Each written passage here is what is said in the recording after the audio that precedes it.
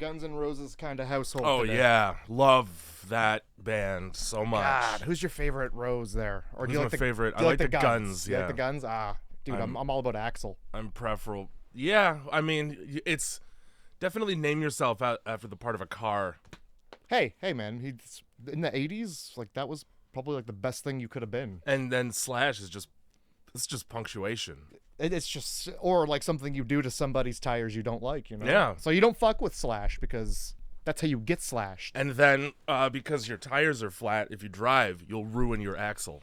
Oh lordy, And that's how they met each other. Was there a car anybody accident. else? Nobody else in the band, huh? Just, No, there's no one. who? I mean, I wouldn't fucking know. I think Duff McKagan. There's no way that's a real name. It was either Guns N' Roses or like Slayer that he's from. I don't remember which. Or some sort of '80s comedy where he's like a surf dude on the beach. Or a Simpsons episode where the beer's founder shows up. That too. Oh, it's Duff McKagan, founder of Duff Beer. Buff Sup, bitch. He just walks into Moe's. Buff Bagagan. Yeah, that's his lesser known brother. He's very muscular. Imagine if you were just like, whatever your name was, you had to do. That would suck. That'd really fucking suck. Well, Duff is like an old person word for butt. So if your first name is Duff, are you sitting a lot, or are there other interactions with butts that you're frequent? Wait, are you sure are you thinking of Tough? Like Tuffet? Like Miss Muffet sitting on her Tuffet? My grandmother used to say when somebody's being lazy, is like they're sitting around all day on their duff. That sounds a lot like she wants to say muff. Like grindhousemovieclub@gmail.com. You write in if you've heard duff, and I'm not mispronouncing a euphemism for vagina for my grandmother. Because like I really hope that's not the case. you definitely sit on it. It's down there. You're telling me when you sit down, you're not sitting on your balls a little bit, you know? That's why I got my foot where it is. Well, it's like my balls are up on my ankle, you know? you're sitting on like the corner of the purse. Not the whole bag. The Contents are fine. They're out in front. You're sitting on like It's for safekeeping, you know? the hinge of the clamshell. It's like, yeah, you're on a subway in a country that you're not from, and you're like you got your index and thumb on your wallet. I don't. You know? Just No, in case, I don't. I fucking do not. Just in case somebody tries to grab it with their hand. I absolutely do not know and will never know, and I'm going to continue to that forward for the rest of life. That's how I behave when I'm just in Toronto. Just clamping your pee hole shut so No, nobody my gets wallet. in. Oh. I don't touch my pee hole in public in Toronto. I saw somebody do cities, that maybe. once. It's fucked up. Yeah, I mean, I've seen some shit. I mean, I don't think he touched his pee hole, but he pulled it out. I saw a guy who was very visibly drunk, like piss drunk, try to get down a flight of stairs to the subway and fall down all of them. Oh, and then beautiful. He walked into the glass door at the very bottom. Security's just watching with a smile on his face. Well, it's like, not this isn't even the worst thing I've seen all day. He's got to get through the turnstiles to make this my problem. This is still cop jurisdiction. Right? Fuck. Last time I was like, I had an Airbnb in Toronto, and I went down to 7-Eleven for a coffee in the morning, and there's just like a dude with his dick out, just Perfect. He was just pissing, like he was physically standing in the street pissing. He wasn't on the sidewalk pissing into the street. Well, he's near a coffee shop. He's probably making room for more. Oh yeah, he went right into that 7-Eleven. Yep, He perfect. followed me right in there, and I kept my distance because I didn't see him wash his hands. You kept your pistons? I kept my fucking pistons. This is a great word for it. He was keeping his dick stance.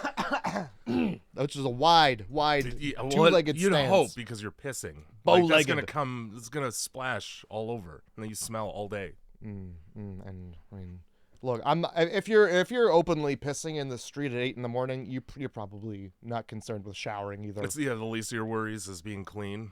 Mm-mm. Well, welcome to Grindhouse Movie Club, everybody. Well, yes, welcome. Merry Christmas, by the way. This fucking Christmas. Here's your fucking goddamn Christmas episode, you dirty degenerate fucks. Enjoy. There it is. Oh, have it. Bad Christmas is what we're gonna have. I'm gonna next fucking hours. This is gonna be up so early on Christmas Eve. I want if you're a parent, like just put it on. Just put it on. And if you're a child, put it on. Put it on. Just put it on. Merry Christmas. Right at dinner. Open your gift. Here it is. Tell everybody to turn 2 middle fingers right at you at the gift.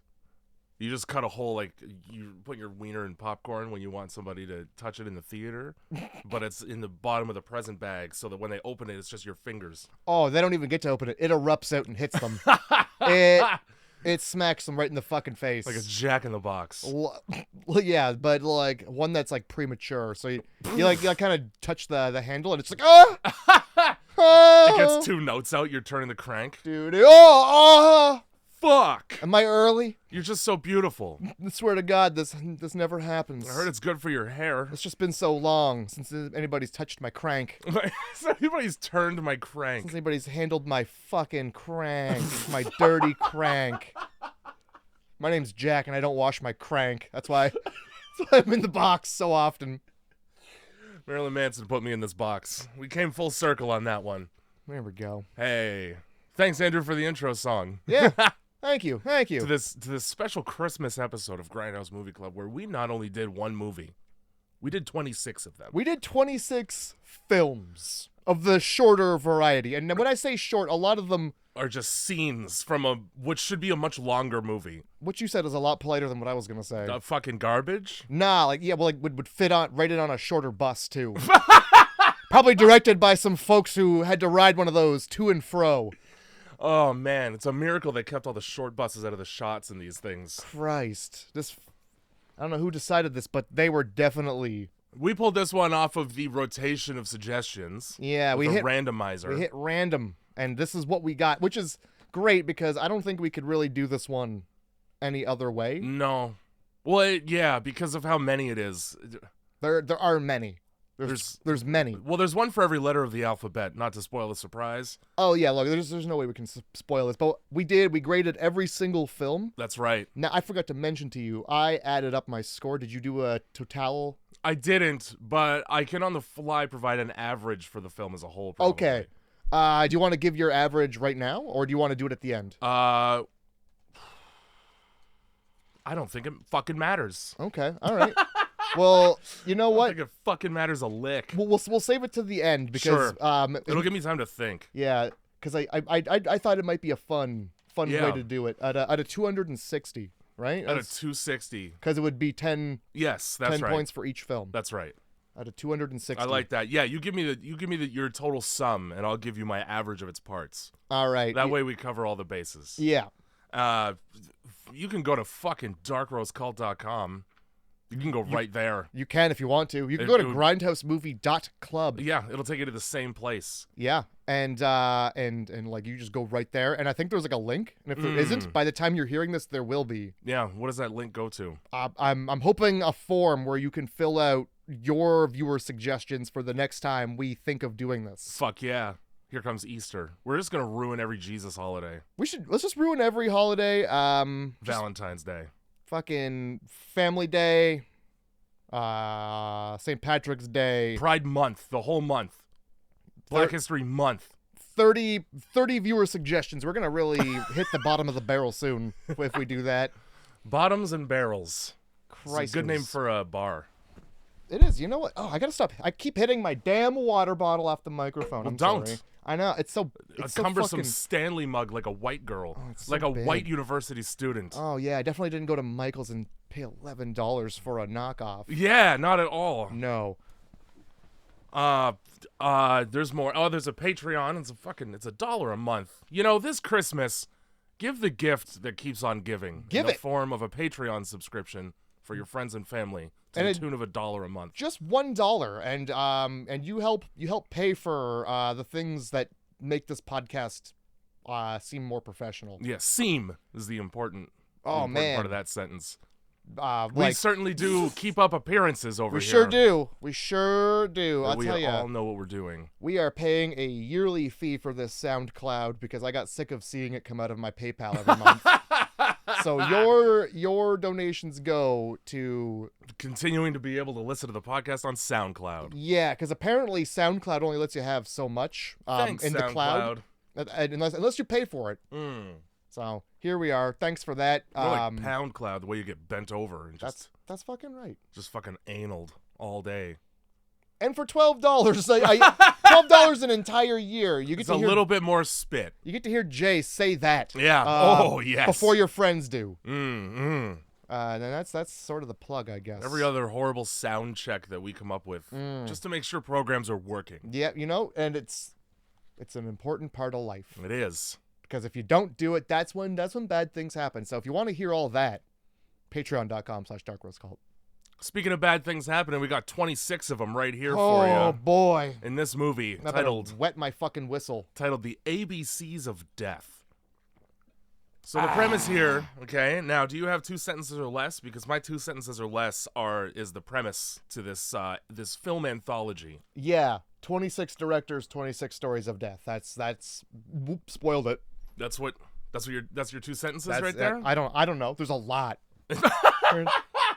My 2 sentences are: we had 26 idiots pick a piece of paper out of a hat and made them waste months of their friends' time in college tuition making their thesis project for film class. Yes. That's accurate. Now, in addition to a separate individual rating for each of these, I also wrote alternative titles for each one. Oh, perfect. Cool. Based on what I was seeing with my fucking eyes. Oh, Christ. At any given time. I did not do that, so I'm excited to hear what you've come up with. My first note here says, time to sit here and make up substance for 2 hours. Because this is a 2-hour-long anthology. I wrote the word pipe. First note, pipe. Great. Thanks for the American Horror Story intro title sequence here. Yeah, with the brown sludge that could be blood, but it's kind of brown and sludgy. Yeah, it could also be coffee diarrhea. It could be. It could be coffee. It could be diarrhea. It could be a conglomerate of the both. An amalgam.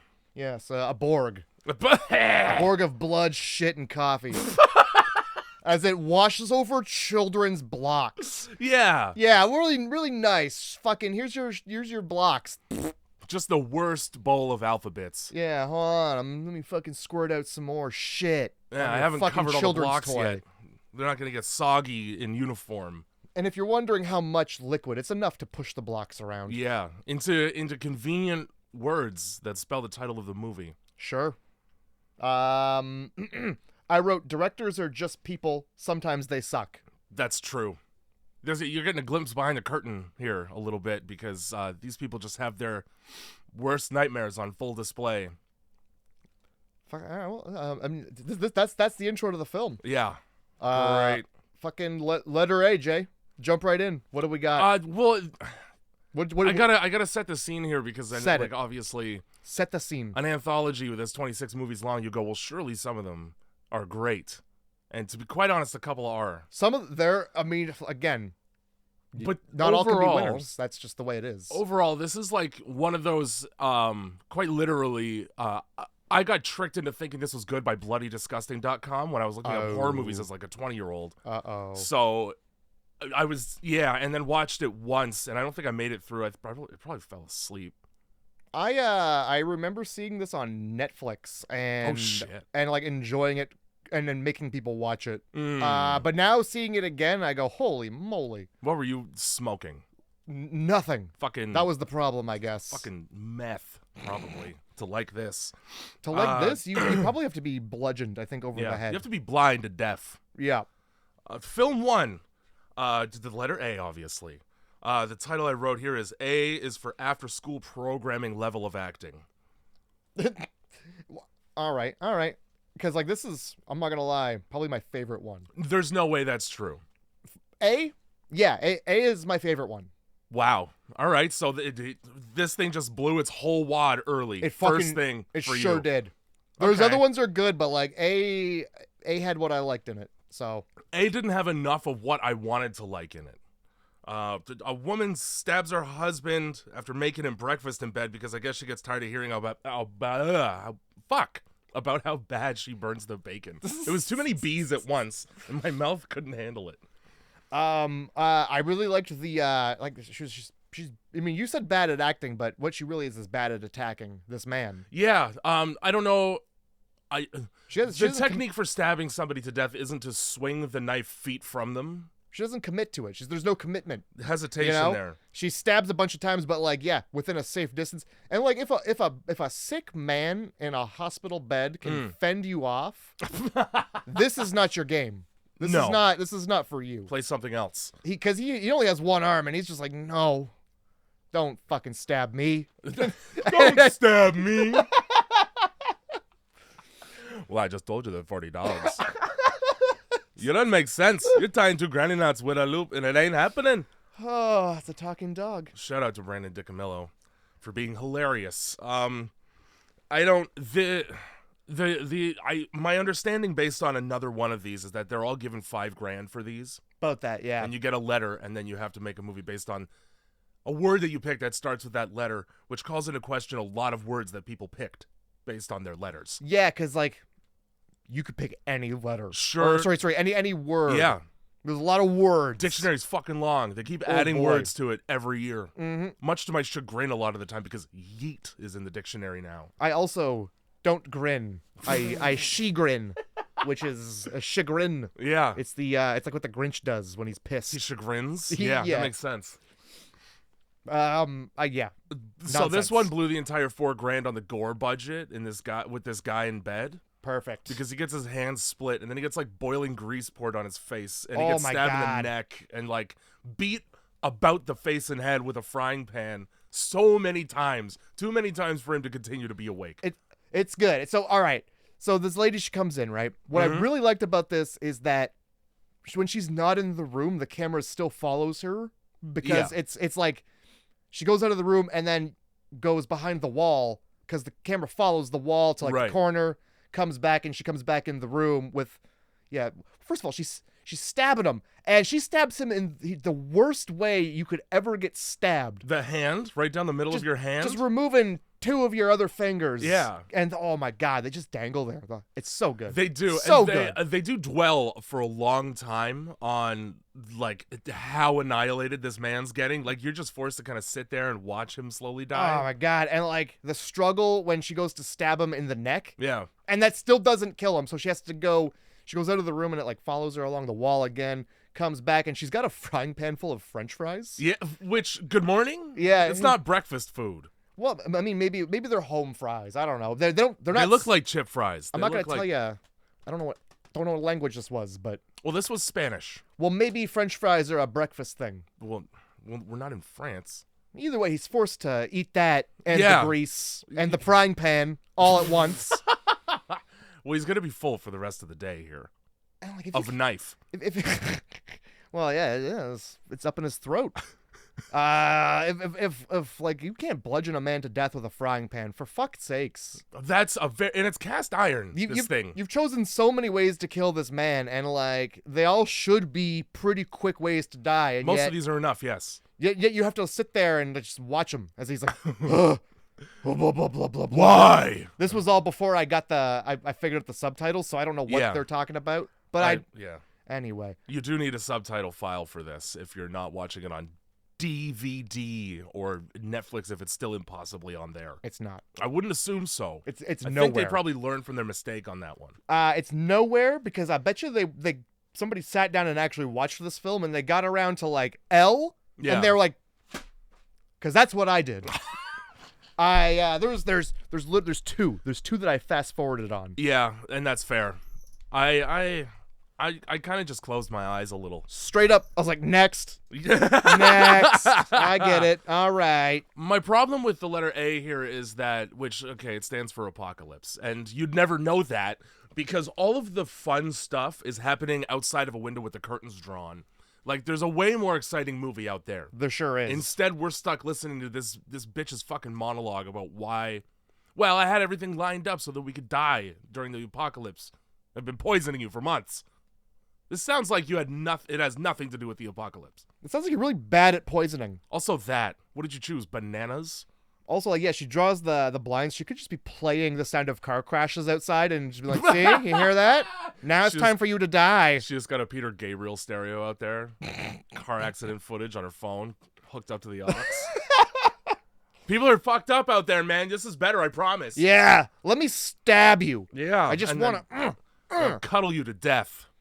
because that's basically what she just fucking sits there. Apocalypse gets a 5 out of 10 from me. 5 out of 10? We started off semi-strong here. I gave it a 7. Yeah. So your favorite one has a lower rating than probably 3 of these in my book. Yeah, I'll tell you why. Because all day I think about getting stabbed in the hand. Okay. And now I don't have to think about it anymore because I've seen what happens. Those fingers come right off and they fucking dangle. Well, you didn't like it in the 2014 Evil Dead where the same thing happens with a crowbar instead? I didn't. I forgot about that too. But like, oh god, like it's right in the palm, so it's the Yeah. bones, and they just dangle there. You get to see that. There's after she bludgeons him with the pan. There's just a bit where his 2 good fingers are just going, and his 2 bad fingers are just hanging there, Twitching. It's so good. Decent, good practical effects here. I didn't like that she very obviously didn't stab him at all in the neck because of the shot, like the angle of it. Yeah, well, I mean, $5,000, man. Yeah, you can only do so much. If they had an extra like 2 or 3 hundo in there, I bet we would have had decapitation. Would have been down. So we got film 2. Christ. Film 2 I titled B. B is for Big Brother, What Are You Doing?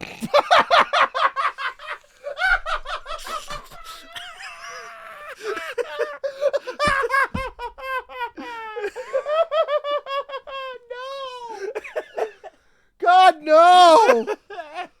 Oh, no! I wrote this before realizing it was mostly about a child's bedtime story. And, like, he's her uncle, too. So it's even worse. I couldn't Uncle, tell. what are you doing? I couldn't tell There's if it was an older brother or an uncle. There's no way to tell because he's like, yeah, my family let me have the house, but there was a condition. Yeah. Instead of fucking you bareback in the living room in full view of my child's trying to sleep, fucking I gotta watch the kid. Yeah. I gotta put the kid to bed with a traumatizing Krampus story, basically. I gotta put the child to bed and then we gotta fuck a little quieter. Yeah, for fuck's sake. So, yeah, B. I wrote fucking on the couch in the public room. That's devious. That's bevious. The kid can't sleep. It's 8 p.m. Yeah, you that's put the early. kid so early to bed to fuck. You couldn't. You're just so horny. All right, early bedtime tonight. We got a big day tomorrow. Kid's like, I normally go to bed at 10. Well, yeah, normally I ain't fucking in the other room, though. Yeah, right there with the doors open so you can hear it all. Normally your mom and dad can fucking wait. I can't. No. I'm your uncle. This chick ain't gonna stick around for long. I'm almost out of money. Uncle come some. Uncle. Just some. Just a little bit. Apparently telling a very gruesome bedtime story in order to scare a child to sleep is you might as well be watching Showcase at night. That shit's just turn on central. Nothing's hotter. I think that's my dick. My God. More fucking rock solid than scaring my niece or little sister with a story about an abominable snowman. You better be in bed. and if you're not asleep in bed, you better be fucking counting high. Fuck it.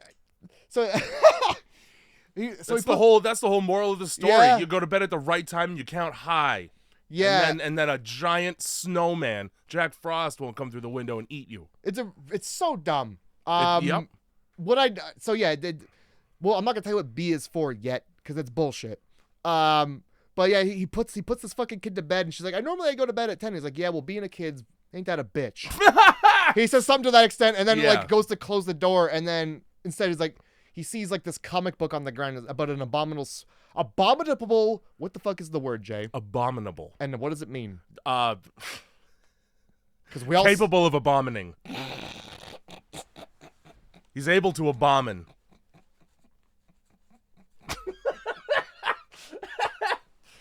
All right, well, I believe it means animated abomination. I think that's what it means. Okay. Fucking monster snowman.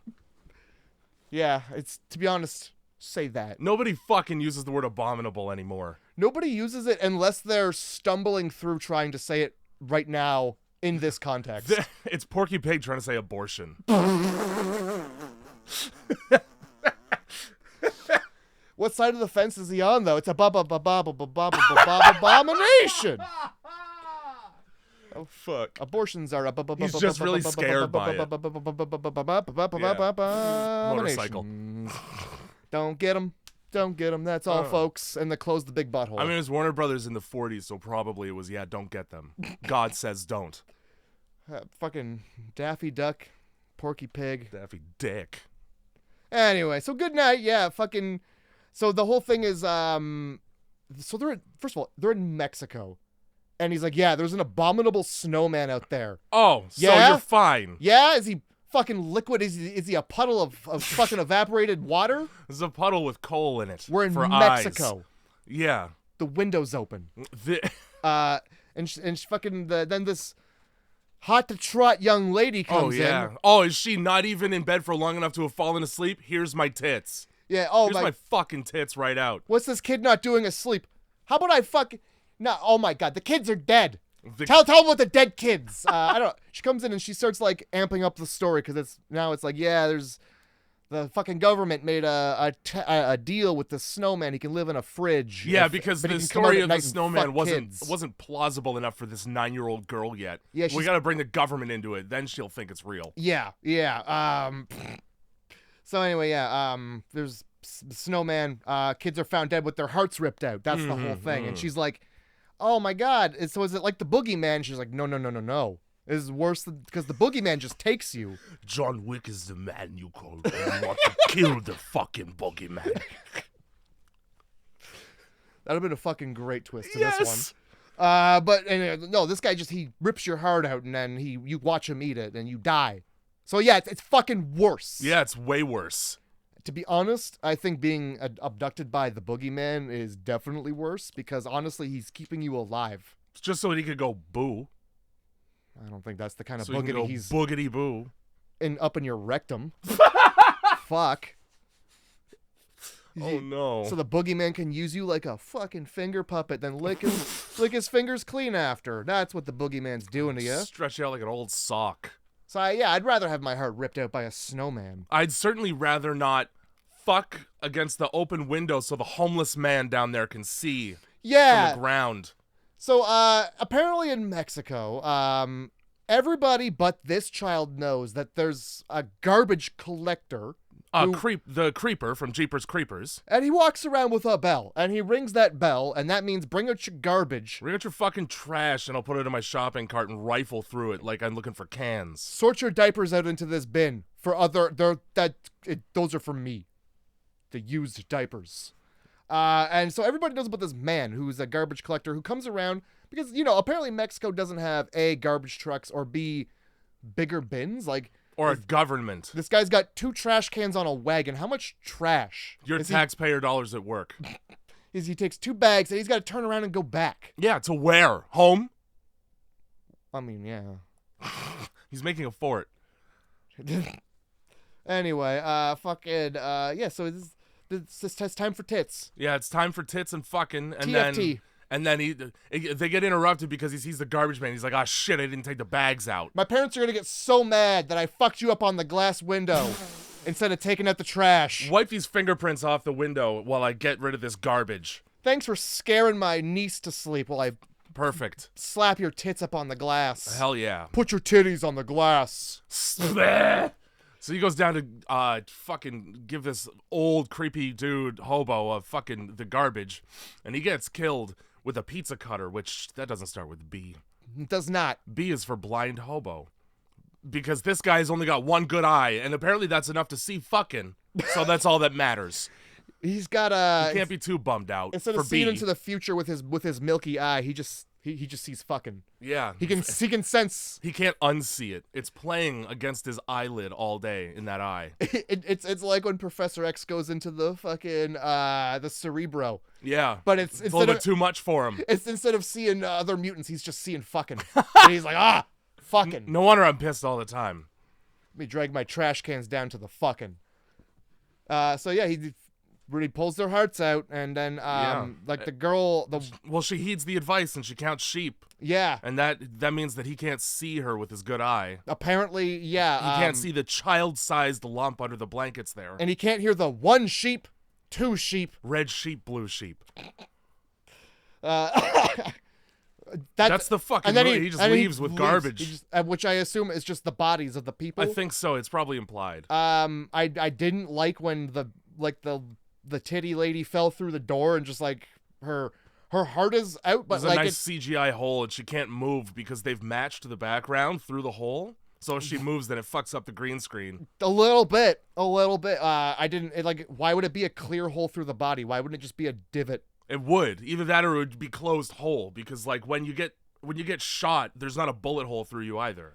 There is, but it's like an exit wound, right? Well, yeah, but it's not like you could look into that and see because there's meat around. Yeah, you know? no. It was they did like it was an old kung fu movie, getting your heart ripped out right through the other side. It was like Jean-Claude Van Damme doing that. Like there's no fucking rib cage. Christ. Somehow B is for Bigfoot. Fuck you. They're not the same thing. Okay? They're not. That's racist. It's a fucking snowman. It's water spilt on the floor. That's my water too. Don't drink that. Well, put your bare feet in it like that. Oh yeah, perfect. Floor water and the barefoot floor water. That's why you didn't want me to pick the ice cube up earlier. You got barefoot floor water. I walk around in my bare feet all the time, Jay. And there's this guy. He drops a goddamn motherfucking ice cube on my floor, and it slides to basically under the fridge. Yeah. And I'm like, hey man, don't. And then he does. Well, listen, I'm adding salt to my sweet. Oh, you're adding salt and like, I don't know, roly-polies. Perfect. And cat hair. They call me roly-poly-oly. People hair and God knows what kind of hair. B, the letter B here. Yeah, no, I like its texture, you know? It's like a sparkling water. It's a garnish. B for fucking dumb Bigfoot instead of bum. Instead of just filthy bum the murderer, you could have just called it that. You honestly could have, or, hey Jay, you could have made him a fucking Bigfoot. Sure could have.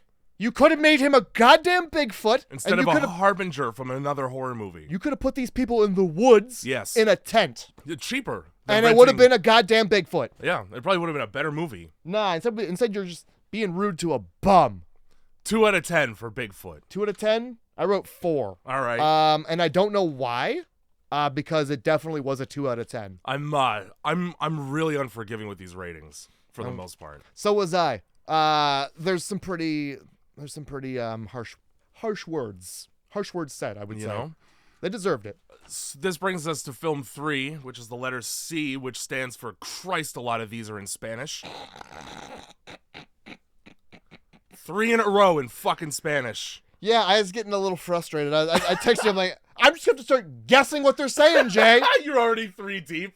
Yeah. You're like, okay, I guess I can suffer through this probably. They can't be saying that much important. The next one, right up next, Spanish. Spanish for again. Fuck's sakes, Jay. Great. We got the subtitle working now. I figured it out. Apparently Bruno is Spanish for Bruce, which I didn't know. Oh. Like, that's the Spanish equivalent to Bruce in English. Because that's what this guy's name is, but the subtitle fucking says Bruce. I'm sure. All right. So this is the one where it's like a man and it starts with like him just like spraying down some blood. Is that in his backyard? And he looks at that, and then we cut straight to bedtime where he hears a noise, or his wife hears a noise in their apartment. So he goes out and checks one room. You know what?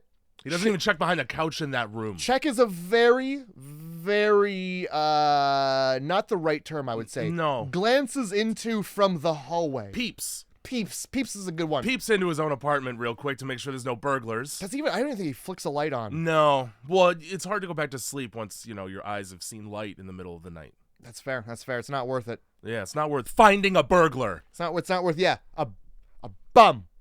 A letter B sneaking in. So then he wakes up to his wife yelling from outside, "Do you see this?" First of all, nah, bitch, I'm sleeping. Up until right now, my eyes were closed. Yeah, when you said those words, I was seeing dreams. I was seeing blackness. You stupid bitch. What do you think I'm seeing? I'm in bed. You didn't even wake me up. Yeah. No, I'm not seeing anything. I'm seeing divorce papers in your future. And also, he spent all of 10 seconds checking the house. Do you think he fucking saw it? He doesn't care to see it. Yeah, he didn't. He fucking turned around and went right back to bed. No, he didn't see it. Are you seeing this? No, by choice. So he goes outside and gets sucked into a fucking cave hole in the brush in his backyard. Yeah, he's got a hedge and it's got a hole in it, and it whooshes him in, according to the subtitles. Wife, nowhere to be fucking found. Nowhere in sight is this wife. Yeah, that's fine. Because we wake up and it's the next day, question mark. Yeah. And I don't know, he walks into the bedroom and he sees himself sleeping in bed. Sure does. So at this point I wrote, C is for cucked by your own self. Ooh.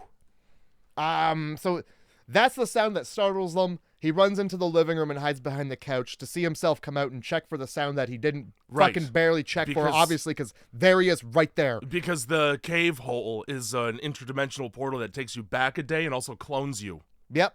That makes sense. And it also makes you a retard because you don't check to see if you don't look to see if the door's locked. That's the one thing I get up and look. Is the door locked? Then there can't be anything in here. Any of the doors in your place. There's like 2 doors he has to walk through to get to the living room. Yeah. At least close one. What do you got, cats? Fuck.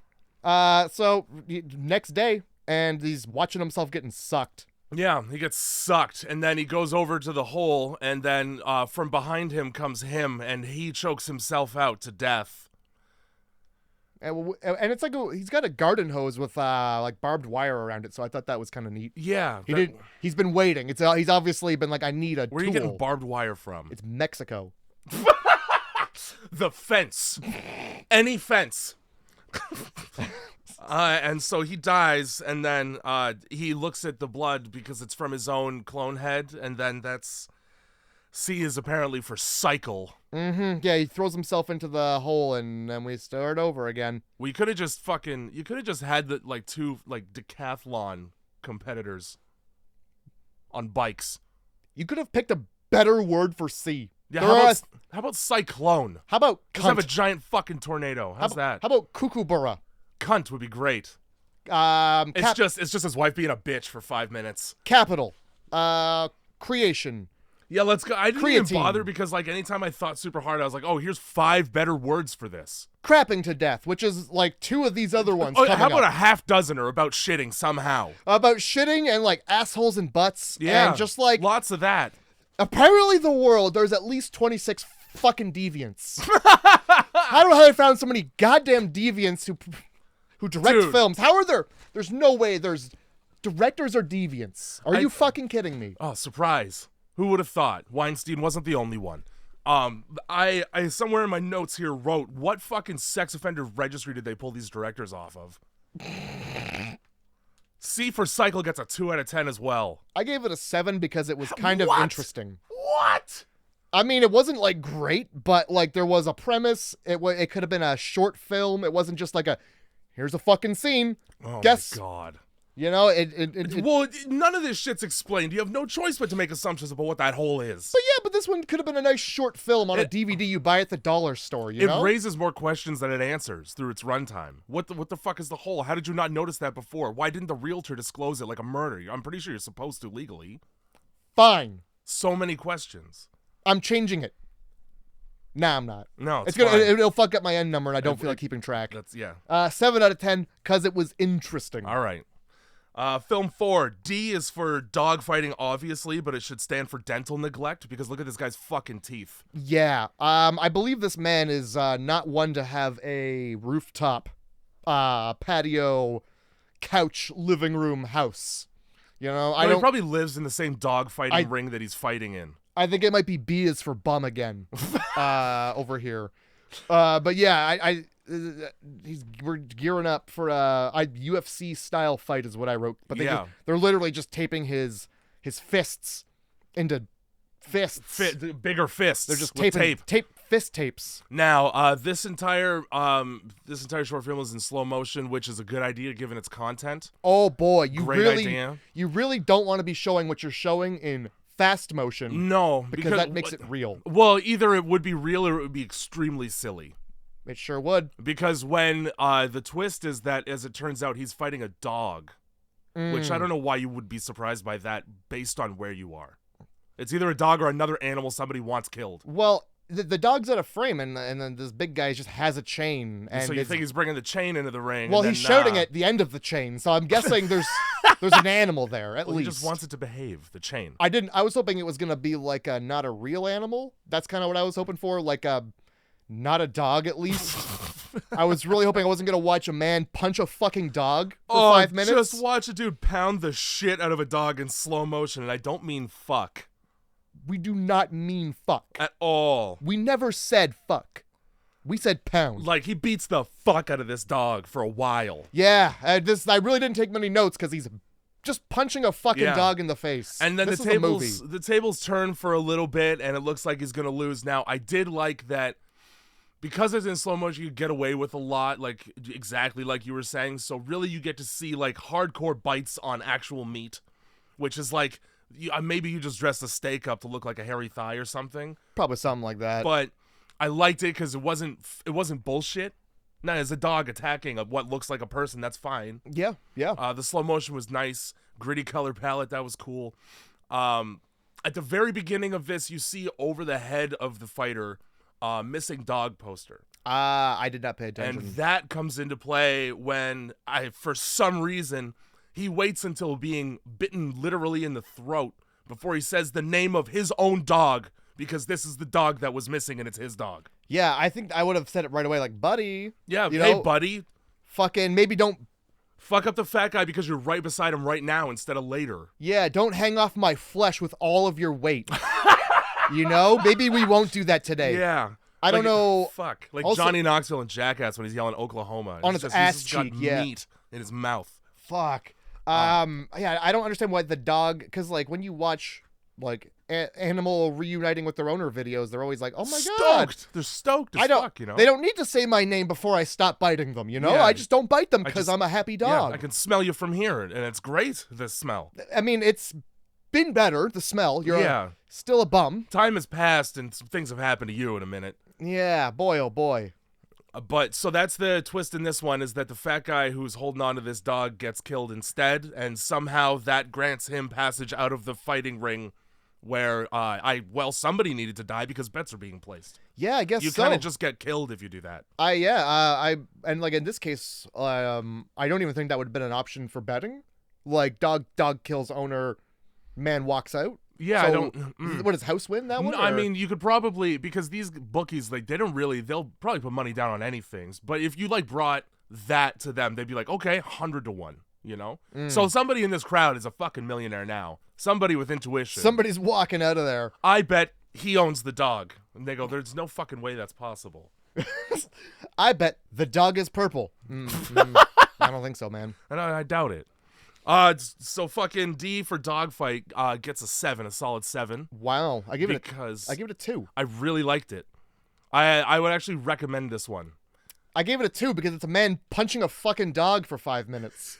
But it's really funny watching him punch because it's slow motion and you can tell he's not making actual contact with the dog's face. Not really, no. Not with any like speed or force. Yeah, no. They probably did it slow motion because he was like, "Here you go, buddy."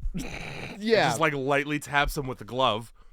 I like the dog. I like that there's a dog in it. The dog's like a main fucking character. That's all good for me. Did you like the other one that had a dog in it too? We'll get to that one. All right. Well, that brings us to E, the letter E. What's E stand for? E stands for egregiously fake spider. E stands for bullshit. Because it's dumb. It's dumb. This guy gets, fuck this one too, because this is, you can tell that like, some people didn't like the letter they were given because they didn't have any ideas for any words that start with that letter. So they fucking stretch Armstrong across the Golden Gate Bridge and reach for a thematic similarity. Yeah. In this case, E stands for egregious use of free sound effects that come on your Apple laptop. With the exception of the sound of this man beating off with spider bites all over him. They literally use the same sound effect that Shane Dawson uses. What is it? Burn out.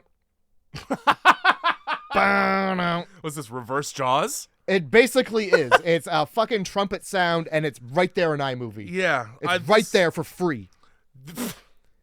This guy had an Apple computer and he searched sound effect and it came up. And he's like, drag and drop right now. Just you fucking wait for later on in this anthology where somebody else did that, but with every fucking effect in their movie. This guy just gets bit by a spider and he neglects it until it becomes a problem. The spider's like obviously very vindictive because it keeps following him around and entering him when he's unawares. Yeah, he goes to kill it and he misses it, he loses it. And it doesn't give a fuck enough to look around. Like, fuck you. If I'm killing a spider with a magazine, I'm making sure that it's dead on the magazine. Oh, yeah. If it's nowhere to be found, there's no resting. I'm going to assume it's on me until I can prove it's not. And in this case, it very much is. Yeah, he didn't try hard enough to prove that. How did you let it get on the back of your neck? Idiot. And, like, how did you let it Peter Parker you? Fakest spider I've ever seen in any spider. What does $5,000 really get you? You know? A real spider. Buy a tarantula, like $20 at the store. Buy and smush a real tarantula on film. Fine. I'm fine with this. That's your movie right there. Just smush the fucking spider. Smush the spider. It smushed the spider on its skin. I'm jorking it. I thought, and this is why I'm retarded, but it's actually not me. It's the person who made this movie. I wrote right here, E is for eggs, obviously. Which it should have been. E should have been for eggs. Because guess what comes out of his fucking ear after days of watching this guy live a lonely-ass life that doesn't matter? A lonely life? It's not that lonely because he does have a phone call with a lady. That's true. And she says, hey, remember when I put my finger up your butt? Are you still reeling from that? Yeah, is that why we haven't hung out? How desperate do you have to be to put your, like, if a guy's not calling you after you put a finger up his butt, yep, find another guy. There are guys who like that. There are guys who wouldn't consider it a deal breaker even. There are guys who are like, that's the only thing I want. That's the thing I want most. And if it's a wiener, that's even better. Those guys are the guys you should be chasing. Not this dude who just lets himself accumulate spider bites over 4 days. Yeah. And beats off alone in his living room with no furniture. Beats off to... Nothing but a computer desk and a computer, and that's it. It looks very much like he's sitting down to log into Neopets. It looks a lot like the old Neopets, like, welcome screen, I'm pretty sure. Oh, shit. Yeah. Jerking off to that fucking... He better not be jorking it to the Neopets. It's that free omelet. That's why it's eggs. Ugh. So yeah, spiders come right out of his ear to the fucking iMovie sound effect that they decided to chop in there. Bob Odenkirk's stunt double here. And looked a lot like him. I was too busy being disappointed. I wrote something and then I scratched it out. I don't know what I wrote. I wrote, I don't care about watching this guy go about his boring as fuck business when there's bugs in his ear. Because the whole time he's like, my ear hurts, and then he has tinnitus. And why wouldn't you just think it's bugs, dude? Now, why wouldn't, like... Yeah, cool. You laid, but where are the other eggs? I was hoping eggs were going to, like, spiders were going to erupt out of the bites. Yeah. Like, I thought there was going to be more spiders. You thought you were in for a scary stories to tell in the dark kind of situation. Like a Freaky Stories beehive hairdo. Yeah. Or a mattress full of spiders. You put the quarter in and they tickle you. And then they start tickling you, but you haven't put the quarter in yet. And you're like, what's that? Yeah. Spiders in the mattress. So you think it's a pocket under the carpet. You hit it with a hammer, and then it turns out it's a pet hamster. Fuck. I don't know. You'd feel bad. I'd feel bad. Look, one of these episodes, we're just going to sit down and watch. Freaky Stories? Every Freaky Stories. And we'll describe every one to you. It'll be great. You'll have heard like 80% of them because they're the most boilerplate urban legends on the face of the fucking earth. Yeah, this was like they went to the first page of Snopes and we're just like, that's good. These are all true. They happened to a friend of mine. Swear to God. Now, there was a part of me as a child that was like, wow, this guy's got some fucked up friends.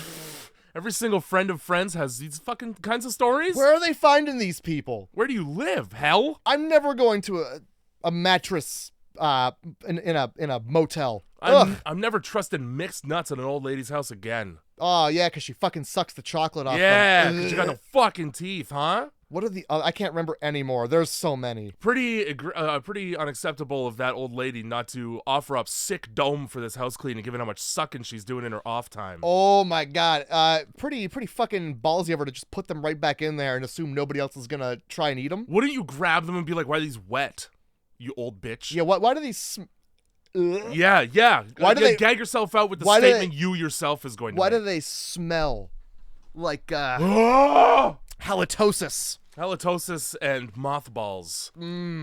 Fucking E is for exterminate here, which is another thing that I'm pissed about, is that it feels like some of these are deliberately red herringing you, because you have eggs, you have ear, and then no, it's exterminate. Yeah, for basically no reason. This should have been at the beginning if you really wanted it to be like, I don't get it. What's happening? He says ear 50 times. Yeah, he does say ear a lot. Fucking, I also, I made a tinnitus joke in another one, I think, but also in this one, E is for exacerbating my tinnitus with this high-pitched noise. E is for eesh. Ugh. Fuck this one. Eesh, ESH, which on Reddit stands for everyone sucks here. 2 out of 10 for 7 exterminate. out of 10. How the fuck you give this a 7? This is... Well, I'll tell you what. Yeah. I think it had a lot to do with, why did I give this a 7? Are you sure it's not a 2? You know what? They look pretty similar sometimes. I'm going to change it to a 2. Yeah, perfect. A 2. Now you have to subtract 5 from your overall score. We'll figure it out. We'll figure it out as we go. Movie number 6, F. F is for Fukushima, or fantasies involving tentacles. Oh my god. Because we're in Japan and there's schoolgirls. F is also for a very obvious word after the first 10 seconds, and I flatly refuse to discuss much of this. Because F is for what the fuck am I watching? Fuck this movie. Fuck this little movie. It sucks. It's my least favorite thing ever. In this entire anthology and in the world, honestly. In this anthology, this is the worst one. You're right. You're dead right. No, you think this is the worst one. Yes. This is not the one I skipped. It is at least tied for worst one. I don't know about that. I do know. Fuck this. Sucks. You take it away, man, because I hated almost every second of this fucking thing. Yeah. Gases, guys. So it should have been G. Film F. Open on. Sailor Moon costumed schoolgirl in Japan. It's just how they go to school. This is just how they dress for school over there. They dress, every Japanese schoolgirl dresses like they want someone to stop time and fuck them. They all dress like there's a monster they gotta go fight somewhere. Fight? Oh. So we get a taste of this lady's inner monologue. Yeah, a lot of her innards we get a taste of. Oh, don't say that. If there were a god, sensitive girls wouldn't be ashamed to fart. And then she rips so much ass that her skirt not only flutters, but is blown, like, up and held up by the breeze, you know? Did Marlon Wayans direct this? He might as well. Jesus Christ. This might as well be the Nutty Professor 3. And then her fucking teacher comes up behind her and is like, I saw that. She smiles so fucking hard and she's like, were you watching? She's like, mm-hmm. Oh! Mm-hmm. And then, okay, they are in a relationship, adult and child, because this is teens. This is teens and their teacher, okay? And she wonders if her teacher farts too. Guess what? She might. Might? When you ask what those butt cheeks do, she fucking shows you. Yeah, and you're never seen again, apparently. So they, it's like, I don't know if she's like a singing teacher, a vocal coach or something, but, she goes to be lesbians with her. Yeah. And, then there's this crazy earthquake. Yeah, and then the world opens up and black gas comes out of the world. And she wonders if it's a fart from the ass of God. And that wonderment really goes nowhere, aside from just to say one of the dumbest fucking sentences I've ever heard. Oh my god. I think so they run to a safe spot, which is just great, upstairs, because like this gas turns you into like rocks and sets your face on fire. Yeah, it does do both of those things. It seems like it could be either or. You're subject to it's a dice roll. Whatever happens. This gas is crazy. But yeah, so they get somewhere safe and the girl confides like, this is not the kind of gas I want to be breathing. Your gas is the only gas that I want to breathe. And then the teacher just decides there's too many roaches and fumigates the entire place. She has a stipulation. Yeah. As long as you don't think it's stinky. As long as you don't think that this smells too much. Okay. And then she pulls her fucking ass out. Yeah, well, half of it. Just enough so that there's no buffer. I feel like if she pulled it any further down, they would have had to blur it just by like Japanese law. Yeah. Because you would have saw. There would be that little black strip like on the front of books in a certain section. Yeah. Why do those books come wrapped in plastic so you can't open them? What's in there? It's something to catch it all with. Blech. Now, this is fucking stupid. No, it's not, Jay. This is stupid. This is not the worst one. This is not the worst one. Listen, right here, my last note is I wasn't expecting a schoolgirl to get sucked into her teacher's asshole today. Ass womb is what I wrote. That's what it is. She is crushed like a newborn, which also calls into question the nature of this relationship in other ways. Well, I don't want to be too like if this is what gets her off, like just breathing in like so much fucking fart that you have to get sucked into an ass. It's like Men in Black when fucking Edgar shoves the hose down the exterminator's throat. Something like that. But she then gets smoked out so hard that she gets vacuum sucked into her teacher. Yeah, her teacher sucks up all the fart and her again, because this is Japan, Jay. Yeah. And so yeah, there's like this ass womb. She's like in an ass womb, and it looks like a honeycomb. And her teacher's also in there as well, somehow magically in her own ass. Yep. She's like a snake eating its own tail. The Ouroboros of ass eating. Yep. And then oh my god, and then she says that they both have the same animal smell inside of them. The fuck does that mean? And then they do lesbian stuff while farting. Yeah. End of film. 0.5. 2. Because I laughed quite a bit. 0.5. I had half a mind to give it a 0. I gave one a 0. No shit. Some of these have zeros. Okay. I think I know which one it is, but we'll wait and see on that. Oh, it's pretty fucking obvious which one it is. Fucking G. G's pretty good. Yeah. What do you think about G? G is for good ideas. This surfer puts a bunch of bricks in a backpack and then what? Well, he doesn't surf at any point in this movie. You know what's fucked up? I missed him putting bricks in the backpack. It's, yeah, he opens up the trunk, he gets a surfboard, and he gets a bunch of fucking bricks and puts them in a backpack. And then what's it called when you're just riding on the board and not actually, like, on your feet? Is it just wading out? Is it paddling out? I guess so, yeah. Okay, he paddles out into just enough water to drown in, and he fucking drowns. That's the movie. Yeah, see, this changes everything. So, I didn't see the bricks. Well, this is suicide. That's why I said good ideas for G. I thought you just enjoyed it as a film. See, I just thought he drowned like an idiot because it's a GoPro. It's POV GoPro footage. The guy pulls up to the beach. Yeah, if you don't see the bricks in the backpack. I think literally I had to look down and wrote like GoPro style pulling up to the beach. Yeah. I missed it. So I just thought he fell in the water and drowned like an asshole. Like, well, that would be stupid because he didn't even try to swim. It would. And then also like, so he's got his surfboard attached to his ankle, which is smart. Because if you drown, your surfboard kind of marks your grave. That's right. It's like a tombstone in the ocean. Exactly. So that's the last shot is just his like tombstone in the ocean. And nobody's helping, despite the fact that I heard yells. And also, like, I got my dick tickled because I thought you spend so much time on this slow motion shot underwater, which is just time padding because they didn't shoot enough. But I wanted a shark. Give me something. I thought something, because like half of it's like darkness in the water. I thought something was going to loom out of it. G for giant squid. Just to have that. So many of these could have been giant squid or octopus even. Pussy, anything. I would have rathered the previous one be a giant squid as well. So many of these I would have rathered be giant squid. G apparently is for gravity. Are you fucking kidding me? Not. Have him jump out of an airplane and his parachute doesn't deploy. Have him just hang himself. Sure. Great. Yeah. Perfect. 1 out of 10 for G. I also gave it a 1. Nice. We're finally on the same fucking goddamn page. It was so short, but I liked the ending shot. Yeah. That's the only thing I liked was the ending shot.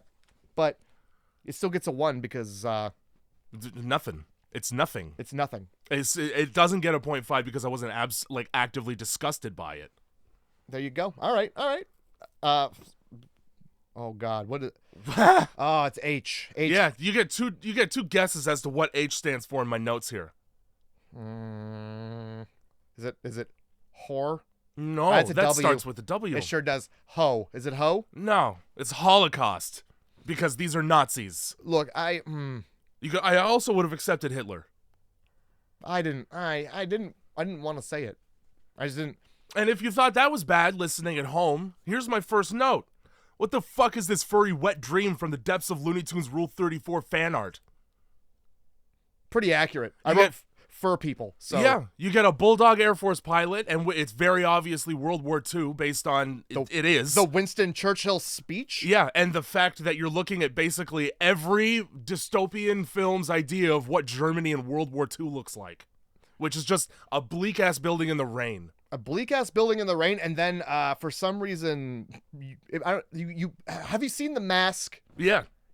The Mask. Picture the dog in The Mask when Cameron Diaz is just hot nearby. Yeah. And all the things the dog does, and that's what this dog does, but less. It's a dog person. Yep. And he's a fucking, I don't know, guy in the war. Great. Yeah. So sorry, my enthusiasm to the sentence really drained fine. out of me when I realized this fucking sucks. Yeah, he's watching by himself apparently. VA Support the Troops hot girl pinup dance. And that immediately turns into a violent Nazi attack because it turns out she's an undercover agent. Yeah, you get the fuck. He didn't even say awooga. He might as well have said awooga. He said it with his eyes, awooga. And then he says it with his nuts later. His fucking eyes and his nuts come out. It's pretty fucked up. Yeah, I don't know if this woman is a dog or a fox. I think it was a fox. Either way, they're both canids, so this technically isn't interspecies intercourse. They don't actually fuck though. She does get up and close and personal with his ball bag, but that's because she's treating it like a boxer. So basically this can all be summed up in if you've ever opened up a Mad magazine. Yeah. This is Spy versus Spy. Perfect. I love that. Things transform into things that hurt the other person. Yeah, some of them are battle bots. And in the end, everything gets turned around on the other spy. Yep. That is like the 1, 2, 3, 4 of every Spy versus Spy comic. When it turns out when she captures his infatuated attention, which is a distraction enough for her to pull down her ECT machine from the sky, I guess. That's obviously made of cardboard when she pulls it down originally. It's like a piece of paper. It's like a fucking screen. And then, because that's also like Spy versus Spy. They'd pull it down, and then there'd be just controls there that work magically, you know? This fucking whoever wrote this, okay, took the letter and didn't give a fuck about what word, because I'm making my furry fantasy anyway. I bet he already had these costumes, and like this is my. We'll find a way. This is my 5,000. Yeah. I don't. So this electrocution machine looks basically like what I imagine computers in 1970 to look like. Sure. Just the thing that it's like a chip chart that pokes holes in it, and that's how you transfer data when my grandmother was in school. Fucking telephone operator. At one point while he gets hooked up to it and he's just getting electrocuted in the same way Bugs Bunny gets electrocuted when he puts his finger in a socket. Yeah, he gets a full fucking BattleBot punches him in the nuts, sending his nuts up through his body and out his mouth. She ties those nuts around. It's not a knot. We can't call it that. Yeah, no, she just kind of wraps his nuts around an electrode, I guess, and shocks him. She pulls down like the submarine fucking I can never remember what it's called. Periscope, yeah, and then he gets attached to that and she sends a current through that. Somehow, and then the floor opens for some up reason. Like James Bond, and there's just a pit of dielectric nodes. And BattleBots with little bear trap things on him. And then he remembers the dying words of his fucking father in a locket around his neck, and that prompts him to no longer be electrocuted and turn the tables. Is it his dad? I thought it was Winston Churchill again. Maybe, but because it's keep calm and carry on. Yeah, but it's also a bulldog, so I guess it could go either way. Winston Churchill looked very much like a bulldog. So does this bulldog. Well, they're all they're dog people. Either way, he hears keep calm and carry on, and he remembers to keep calm and carry on. And fight with a shovel. That's all he needed to hear to kill a sexy Nazi. Yeah. Sexy Nazi fox. She's getting shocked up against the machine, and then she stops getting shocked inexplicably for long enough to grab a shovel and try to fight back briefly, but that doesn't happen. Mm-hmm. And then she gets thrown into the pit, and her face melts, which was the only part I liked. Yep. The nuts coming out of the mouth was funny, but the face melting. And that's that one. That's that one. And I didn't actually. Oh, This is fucking stupid, and my exact point. H in this case stands for hydroelectric diffusion. Thanks, fucking Neil deGrasse Tyson. Any other H word. Any other fucking H word. I'm being electrocuted. I would have preferred that. Holy shit, it's electricity. Yeah, I mean, Hitler was right there, and that would have been more fitting. Anyway, that one gets a 4. Wow. Because of the nuts and because of the melting face, basically. 1. Yep. I fucking hated it from start to finish. Hated the whole thing. It was stupid. At least it was unique, I guess. I would have. I like Spy versus Spy, and I hate this. You would have preferred it just be 2 spies. I would have big hats and long noses. That's right, black and white, so you know there's 2 different ones. It's like cowboys. Yeah. Fucking. What's the? You know how many times I had to sit there and go A B C D E F G H I G. Yeah, I was counting at the same time. Perfect. Yeah. Movie 9 is I. I, in this case, stands for incredibly jarring turn to something way more gruesome. Because it's just a guy with a woman in a tub. Yeah, and he injects her with fucking antifreeze. Whoever put these shits together, you didn't really factor in the idea that, like, you could have a furry comedy porno right alongside just a straight-up injection murder in a bathtub. Like a Saw movie. Just right beside each other. That's the magic of the ABCs of death, I guess. Magic. Yeah, I do feel tricked. Definitely. There was no treat in this. No. So, yeah, it opens up with just a dude sitting on the toilet with a needle and a gloved, first of all, a gloved hand. Yeah. With a needle. Mm-hmm. And it's like a dishwashing glove. He's not thought this through. No. And in the other hand, bare hand, he holds what I thought was a hot water bottle, but I think it's like motor oil or antifreeze. Yeah. It goes in a car. Or Drano. It might be Drano. It's probably Drano. It's something along the lines of... I think it likely is because of what happens when he puts it in her neck. Yeah. Which is basically he gets up and he does that. Right away. After touching everything with his bare hand. We get some fucking narration about, I don't know what the fuck she's trying to say and who cares.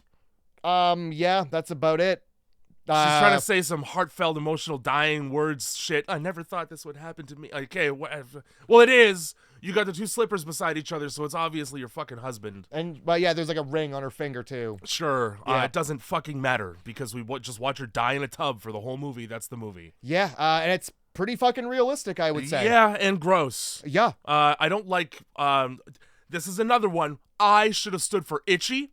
Injection. Or injection, because that's... Yep. I wrote here, I is for incel revenge porn. His dialogue is just, you shouldn't have called me your best friend on Facebook.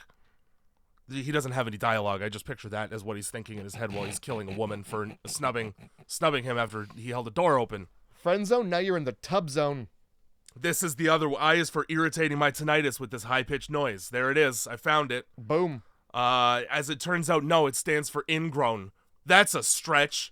That's a fucking stretch and a half. I don't get it. And it's because of the language barrier, okay? They're being forced to choose English words and they're Spanish speaking. There's a decent chance they don't speak that much fucking English. Well, yeah. So ingrown is like a mistranslation to like infested or infection or something. Or which infection would have also worked. What about in-law, you know? Fucking in-laws. Sure. I hate your parents. Die. I hate your fucking... That Christmas sucked. That's I, though. Yep. And let me tell you, I gave it a 2 out of 10. I gave it a 7. And again, it was real. She was like clawing at her flesh, throwing up like it. It's just if you put that scene in a movie, I'm okay with it. Okay, so that's what we're doing. And I had that thought as well when I was rating these. Is like, should I picture them as a specific scene in what could have been a much longer and good movie?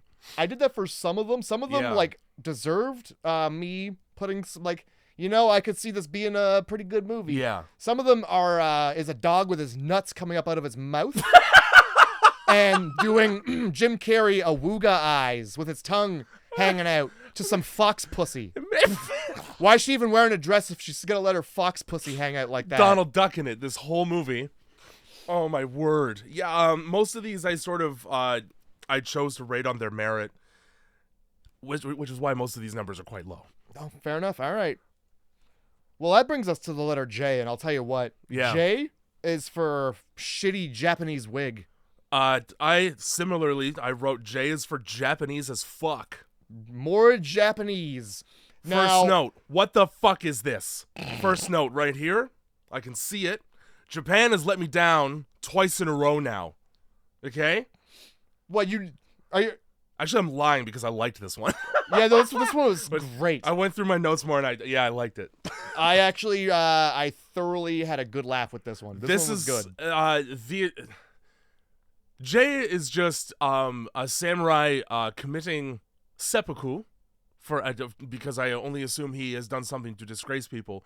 But the executioner that's in charge of beheading him after he's disemboweled himself is hallucinating funny faces out of this guy for the whole thing. Is he? I thought this dude was pulling faces to make him laugh. That could also be. Just to be an either asshole. one. Either way, the faces are fucking hilarious. Oh my god. They're so good. Amazing shit. There's I'm gonna have to change my rating on this one, actually. I don't know where my head was at. like, all of the faces are very, like, cartoon characters, like, holding a laugh in. At one point, he just pushes his eyes out of his nose and just throws them around. Yep. They kind of float around in space and, like, wrap around each other and shit. Like a medical design. That's this. And then, like, the reason why I think he's hallucinating is because there's a disembodied voice at a certain point that asks him if he's okay because he, like, screams and turns away. Oh, yeah, I thought he's doing it for the Emperor. Yeah. And, like, so it's the Emperor, they're just not showing him. But you never get to see him either. Yeah. So, like, I don't know. It could go either way on that one. I think this guy was just trying to make him laugh to make his job harder. Because, you know, he's going to die anyway. Yeah. And, I mean, you would. I certainly would. I'd be like, I fucked your mom last night, huh? I got a fucking question for you, Jay. Yeah, I'm listening. For all of, like, the Japanesey ones in here, except for the farting. Such a good one. They cheated. There's this sound effect. Oh, okay. Yeah. Yo! That's the one from Pokemon Stadium when you gotta assemble all the sushis? I'm pretty sure. Is that not what it's from? Yeah, it fucking is, dude. That's all I hear when I'm like, am I just stealing that? Is that a sound effect I'm just not aware of? Holy shit, that's funny. Because it's in two of them, and obviously these are all made separately, so they didn't know they were both throwing that sound effect in there. No, it's just a classically racist Japanese noise that I thought was from Mortal Kombat when you hit Liu Kang in the nuts. That's, I mean, it could also, they probably jammed it in there too. They're damn close either way. Oh, fuck. So that's the whole thing. Even after he's beheaded, he's still making a funny ass face. Oh God, is he ever? It's so good. And they cheated on this one because they used Japanese words. Smart. So J means, I don't know, whatever that is because I can't pronounce it, but it stands for samurai movie. Yeah. Jidai Geki. Sure. Jidai Geki. Let's say it like that. I originally gave it a 4, but I'm gonna ratchet that up to a 5. Only because it wasn't enough of it. I gave it a 6 because I really liked it. I wanted more of that. I also wanted more funny faces. I gave it a 6. So we're at movie number 11 now, and this letter is K.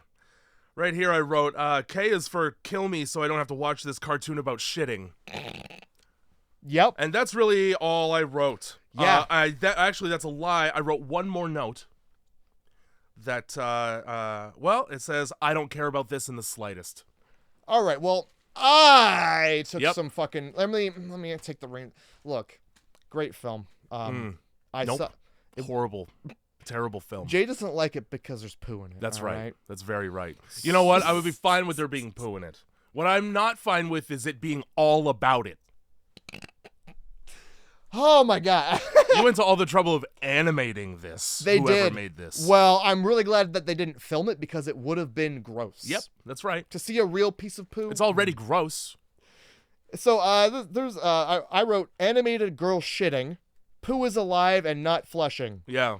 For some reason, she unravels all the toilet paper and just into a great big ball and just heaves it into the toilet like that's ever been the solution. No, that's actually, you've created a larger problem when you do that. So obviously the shit comes, it spills out onto the floor. Why does it make a sound like a sponge on a countertop?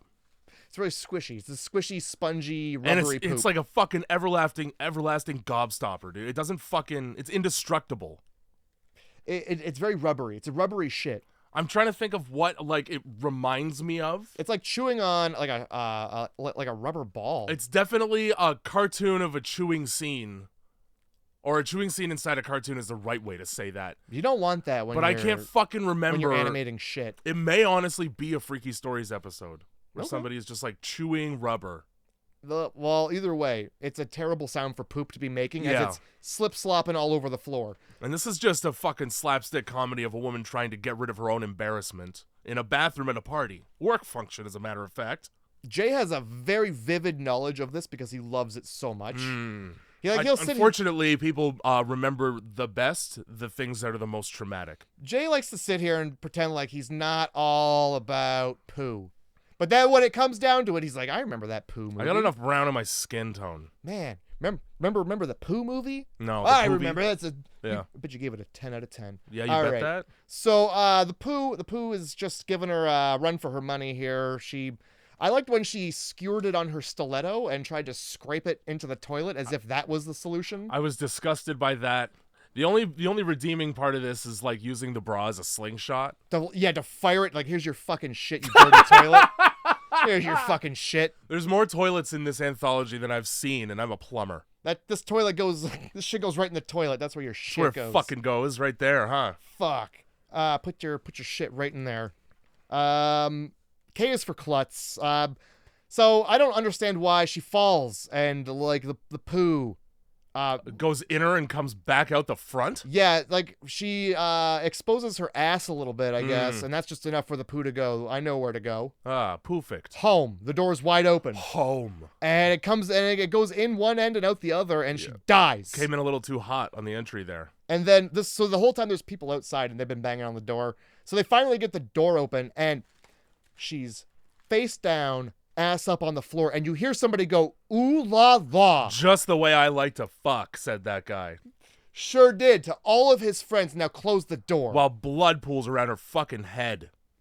Yeah, so K is for klutz gets a fucking 2 out of 10. Gets a solid 1 from me.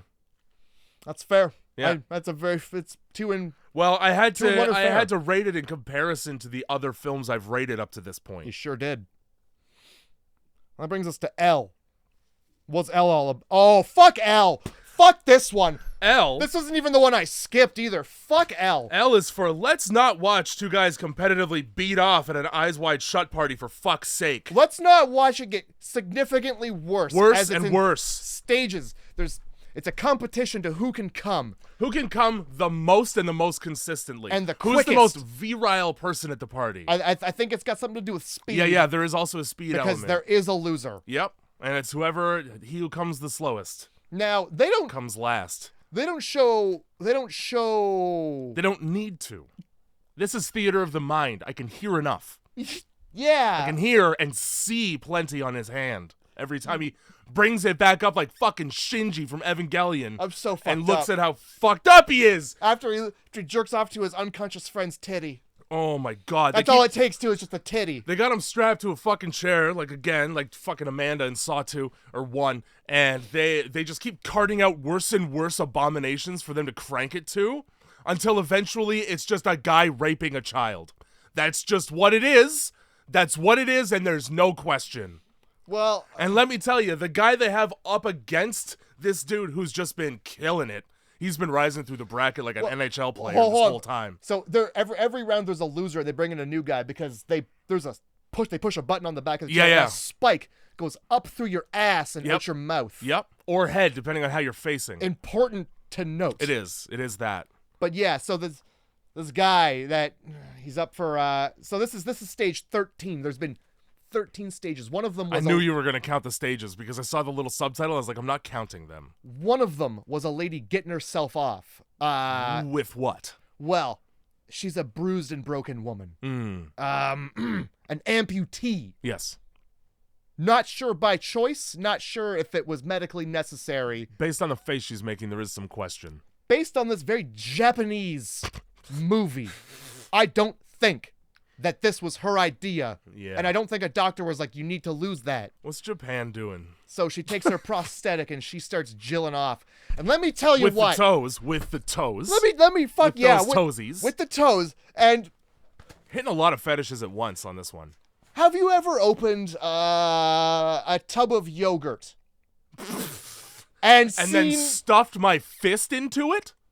No, I mean, you gotta, but after you see the layer of liquid on top, because that's what comes out of between her fucking legs. Well, I mean, it's like a gallon of it. Your alternative is just an eyeball on the host of the party. Just an eyeball where her puss should go. How about just going, that felt nice? How about just a nice smile after you come? How about not pissing out the dairy, the dairy water of a yogurt cup? I wrote right here, this guy has more loads in him than a gravel quarry. Yeah, is this taking place all in one fucking day? Because at some point they're hooked up to IVs. Yeah, I would imagine it's over a period of days. Now, we nut until you're empty. And I've got a this has to be like a bracket situation. Yeah. Because you can't just be bringing people in and be like, all right, nut. Because like this guy's already been nutting.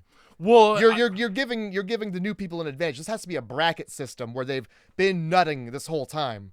And then you'd hope. You wouldn't want somebody who's like freshly slept. Yeah. Oh boy, you don't. Who's like filled the tank. Yes, somebody who hasn't been cranking it raw all night. Stale fish. You want somebody who's an equal playing field, if you will. Well, I mean, all right, we're up to stage 20 nuts deep. Well, stage fucking 13 here. With little malfunction with the system here. Somebody gets an upper hand, and this guy's grinning like a monster.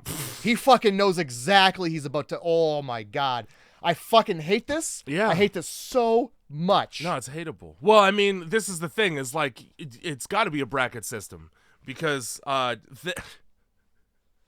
first of all, one of the other chicks, the chick that presses the spike button there, in between here, there's a little malfunction with it where one guy loses and the spike doesn't come out, so she gets quite upset and starts kicking the box. Oh, right. And then the box goes, fuck you, bitch, and then spikes her through the head instead. That's right.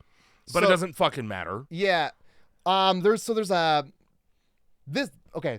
reason why this is definitely a bracket system, though, is because this guy's risen through the ranks to the God mode, which is we bring out the child and the one who likes the child. Oh my god. Because this is the hardest.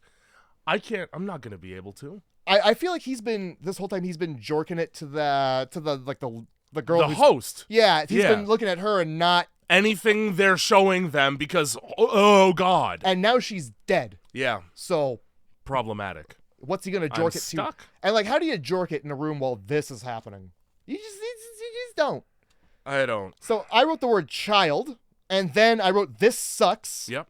And then he loses, he pukes, he wakes up having a weird sex dream. Just kidding. He's like stage 17 or 18 now. Yeah. Because he's just a straight up murder while some chick's riding his dick. Yeah, and while she's actively killing him with a chainsaw and loving every second of it, because her thrusting, let me tell you, Lars von Trier's nymphomaniac levels.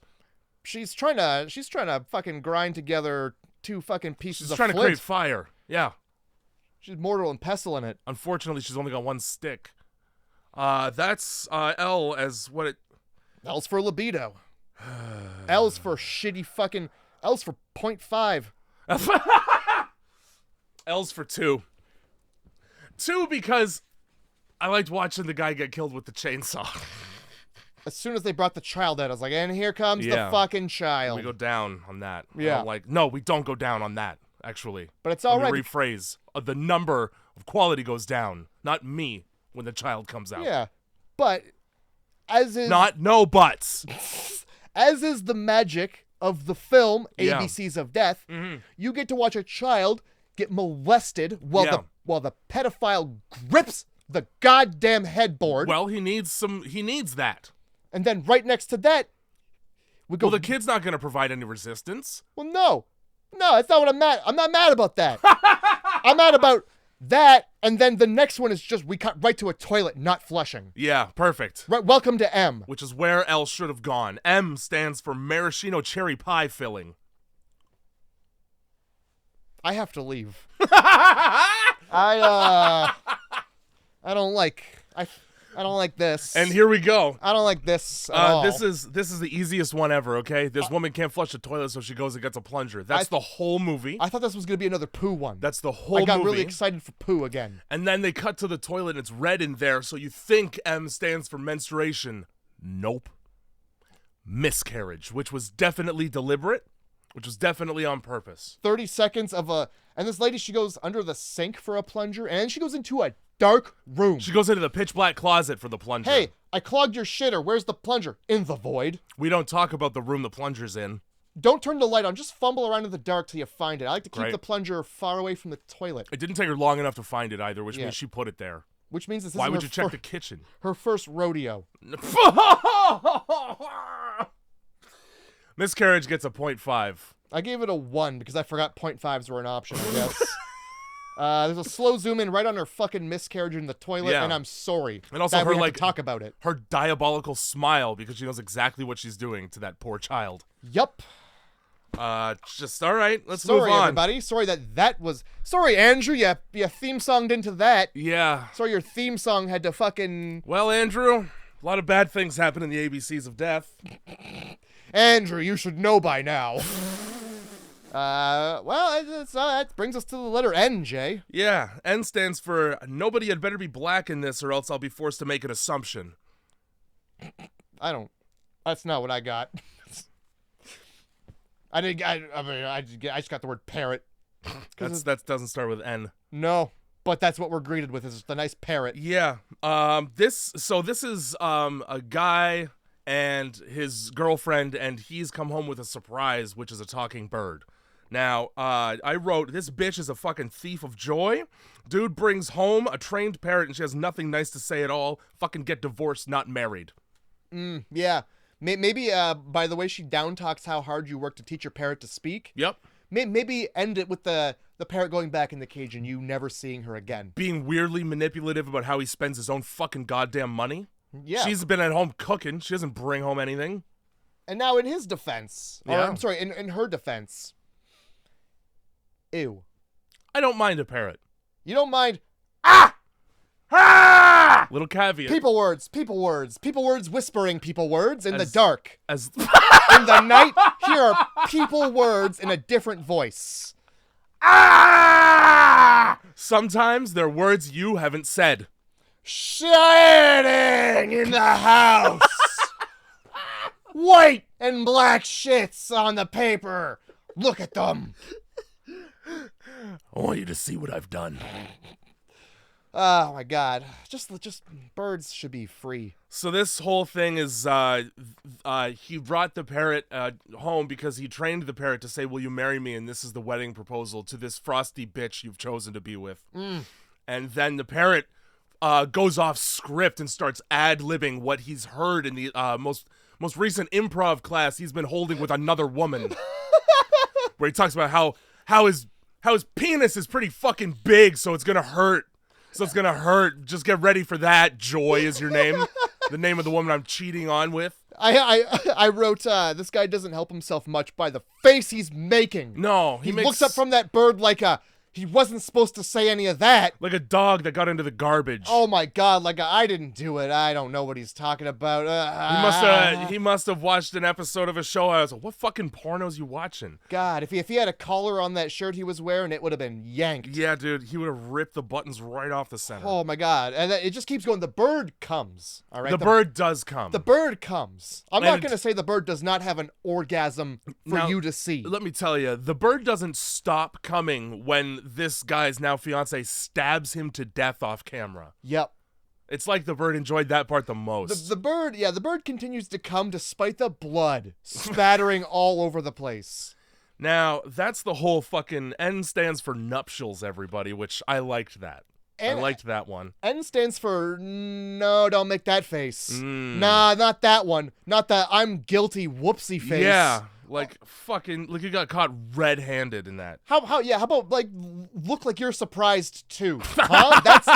I don't know this bird's history. I got it on Marketplace. You can just say I bought it last week. Yeah. I bought it yesterday. I don't know where it came from. Nah, instead of Like, oh man, Joy, that's a specific name. And then it says his name too. So it does. Really, how do you get out of that? I don't. You kill the bird before it says your name. You throw the bird against the wall. Oh, this is the bad bird. This is the bad one. I got a broken bird. I got one of those pervert birds. Is this episode? Break its fucking neck. Have you ever seen like the Oliver Twist episode of South Park? No. Or Great Expectations? Either way, it's about an impoverished boy in the UK, because every old story from England is about an impoverished boy. Of course. And he gets basically not adopted, but hired to be the mate of this young girl in an arranged marriage situation where they're super rich. And as it turns out, this girl's mom is using her the boyfriends as like essentially a succubus in order to remain young. And there's a scene in it where this young girl can't feel any empathy. So Pip is his name. Keeps trying to bring her around to emotion by carting out rabbits. And like, look at how cute these rabbits are. And every time she gets her hands on it, she just until there's a pile of like 30 dead rabbits. Anyway, that's what you should have done to this fucking bird. In my head, I was picturing the movie Dumb and Dumber, where he just like picks the bird up and with his thumb just pops its head off. Fuck. And then they tape its head back on and give it to a blind kid. Perfect. He's not gonna know. It's like Pepperoni from Sticking Around. Yeah, he fucking sits there and he pets it. Pretty bird. Pretty bird. And that's the fucking movie. Nuptials gets a 4 out of 10. 4 out of 10. I gave it It was empty. There was really no gore, but I liked what I saw. Yeah. I gave it a 6. Yep. Okay. Fucking movie 15. This is Fuck this one. This is the stupidest fucking one. No, it's not even. This isn't even the one I skipped through. O is for either orgasm or oral, but for me it stands for overall the fucking constantly in this fucking anthology. Everybody's got to be fucking somehow. This is the ABCs of death, not the ABCs of getting it right the fuck in. And coming inside the pussy hole. It's not. That's a lot of different letters. That's a whole sentence of letters. The ABCs of cream pie and your stepsister. This should have been A for ASMR cunnilingus, because that's just what it is. That's just what this is. Let's see, what did I write? Smoking weed, eating pussy. Girl lets out a bubble. Cigarette going on a Barbie. Yep. Leather gloves, pulling out a glass eye. Bubbles and eating pussy. Leather whips, flicking nipples. All of this looks and sounds cool if you're... Yep. But if all this looks and sounds cool, but if O is for orgasm, my time has been wasted. It was no death. That's it. It's basically just like a psychedelic clip show of what probably pleasure feels like in the brain. A lot of bubbles popping. A lot of bubbles being popped. I don't know what that's about. And like a lot of and like the dude eating pussy, he's not getting shit. It was like 50 Shades of Grey, and evidently there's some BDSM involved. A lot of fucking treating nipples a little differently. A little too rough. Yeah. A little too rough for comfort. What like their pegs you're trying to boulder on while you climb a wall. Practicing your grip strength on those nips. O gets a 4. A 4 because you jerked it, didn't you pervert? I wish, dude. No, that was earlier during F. Because I was looking at it sort of like I was looking at it sort of like Mandy, where it's like you're just getting a showcase of like, I don't know, cool artistic shots, whatever. Montage. That's fine.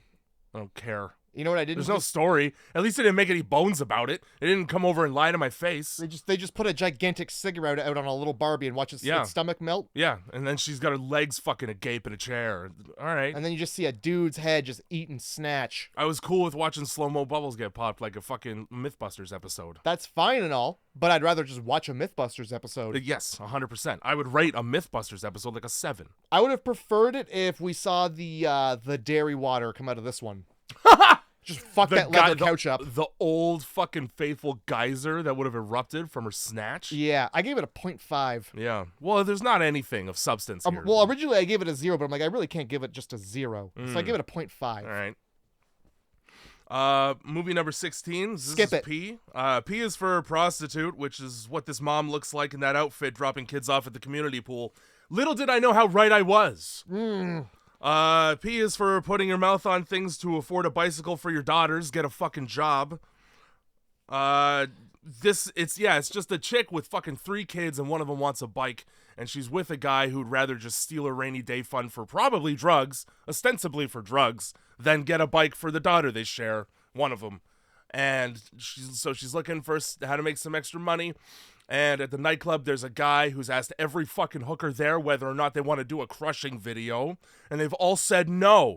And so does she at first, but he drops a business card like he's fucking at a quarterly investors meeting, for fuck's sake. Instead of saying, wouldn't you like to come over and stomp on some small animals and stilettos for me? For money. She bangs the landlord as rent payment because she can't afford that. Why are you worrying about a bike? Yeah. Pay for your house. Yeah. Pay for your fucking house with kids in it. How about it?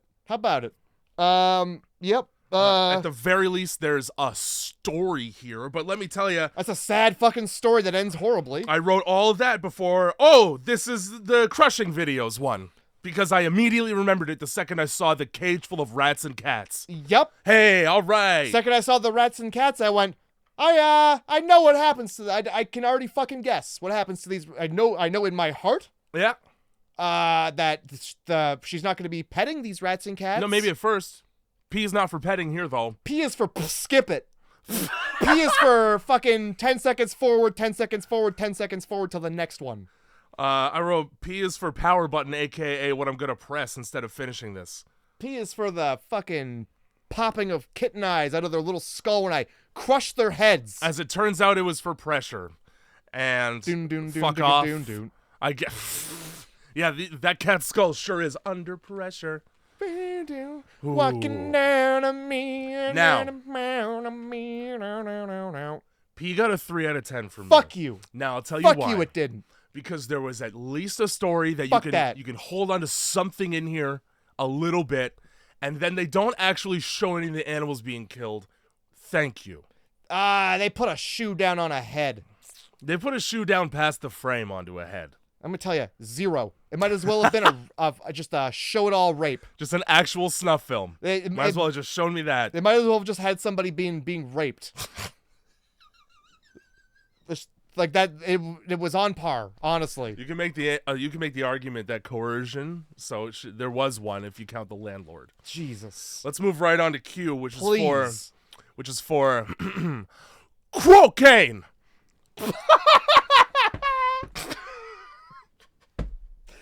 Which is the first thing you see in this movie. Jesus Christ. Oh, tits out doing cocaine. Perfect. Apparently it's Christmas in this one, as evidenced by the colored lights in behind, so that's very fitting for this podcast. And the snow. The light dusting. Yeah.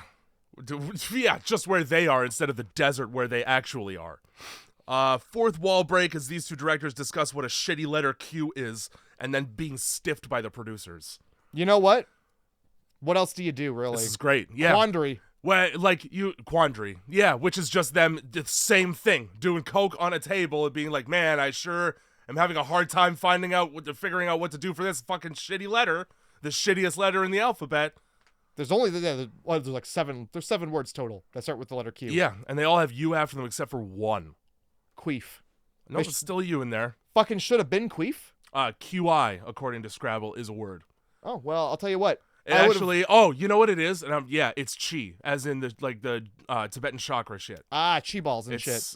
Well, those are Benoit balls. That's different. I don't know about that. So they go fucking in there figuring out how to what kind of movie to make. They just go, how about we just actually kill something, and that'll make it unique. Yeah, I don't really know what Q has to do with that. Something related to Q. We'll make it happen. I think they wanted it to stand for questionable premise. Yeah. But they choose, instead of a person, to kill an animal because, quote, nobody gives a shit about animals. Reverse that. You'd be better off killing a person. Yeah. Yeah, I much would have preferred that. And then you pick a cute-ass duck to shoot in the desert, even though it doesn't even start with Q. I assume it's for quack, but let's be honest, quail is right fucking there. Quail is right there, and they're easy to get, and people love shooting them. Ask Dick Cheney. They certainly They certainly do love the idea of shooting toward them. That's they had full intention of shooting at within the quail. the vicinity of a quail. Yeah, if a man's face happens to be in between me and that quail, fuck that man's face. Yeah, for getting in the way. I like that they go to all the trouble of being like, let's make it quick for Q, because this isn't a snuff film. This is art. Great, hilarious. And then I like that they're just like, you know what? America. Yeah, guns. We have guns This in is America. what you eat, America. Yeah, duckling à l'orange right here. Duckling a la 50 cal. I guess it's a pistol. It's probably like 9mm. Yeah, I think 9 mils. Duck a la lead. Either way, they fucking don't even know how to turn the safety off without shooting each other and killing each other, and then the sound guy runs off. He runs back to Mexico. He leaves the goddamn Across duck the desert. That's fucking Q. 3 out of 10. And that got a 7.5. You know what? I enjoyed the premise. I liked that it was just on its face. Yeah. No, the 3 was for, fuck this movie. Yeah. Where they were just like where they said that getting Q was like getting disrespected. I really liked the fourth wall break. That gave it a 3. And then there was just kind of like nothing else. I kind of felt like they just sort of... They petered off. Yeah. And it came to the only end that made sense in a way, because they couldn't literally kill a duck for the movie. They could have done a lot of other things. That's true. So many of these could have done a lot of other better things. It's weird that they landed on let's kill an animal with a handgun, you know? Mm-hmm. Well, a bit lazy. Yeah. But I mean, front to back, I liked it. And this is one of the ones that actually felt like a fully short film, as opposed to just a scene in a movie that I'll never get to see. Yeah, that's fair. That's fair. It was like watching the movie Rubber. Yeah. Perfect. And what a great segue into movie number 18, which is R. R for what the fuck? I thought you were making the same noise Frankenstein's monster would make, because that's what this guy looks like. Yeah. I wrote R is for radiation burns all over this patient, apparently. R is for rare leather handbag. So here's a fucking really cool one, and probably one of the best ones in the whole anthology, in my opinion. It's one of the better ones for sure. They don't bother trying to explain too much shit. You're just getting what you get, okay? It's a guy in a hospital, and he's obviously a test subject of some kind. I thought immediately they were doing like radioactivity tests on him when they start cutting his flesh right off of his body grossly. But as it turns out, no, they're extracting strips of real film, and apparently it's like old B-roll from Buster Keaton movies, because one of them is just a train. I'm wondering if he himself produces the film, or if... and then like what, puts it inside of himself? Or when you say produces, you mean makes with his body? Yeah. Okay, that's what I thought. Just like, look at all this. Isn't this crazy? Or I thought when you like took it off, you were like uncovering in his body like movies. Yeah. You know? I'm wondering if it's that, or if because they're just like taking slices of his flesh and putting it in like the solution. If like they're developing it. Yeah, like if his body, they're using him to develop film. Okay, sure. Because like for some reason he's also famous. They open up a cage and people start licking his flesh. Yeah, that's how famous he is. But they have you never get to see this man's face ever. No, and judging by the rest of him, you don't want to. Yeah, there's not much probably there. Yeah, of face. No. So then there's just like more flesh taken, flesh floating in a dark room. Mm-hmm. There's like a little montage of just like, I don't know what they're just like getting film reels out of him, and until he's just shitting in a bedpan. Yeah, a lot of it. And you know what, the one thing, and God bless the orderly, I'm guessing, because it's like people are keeping him in this room. Yeah. This orderly gets him up on the bedpan, and then I don't know why, but he slaps his ass. Yeah, that spank sent this man over the edge. Well, wouldn't it? If I was shitting and somebody hit my ass, like I'm picturing kind of like when you put your thumb over a hose.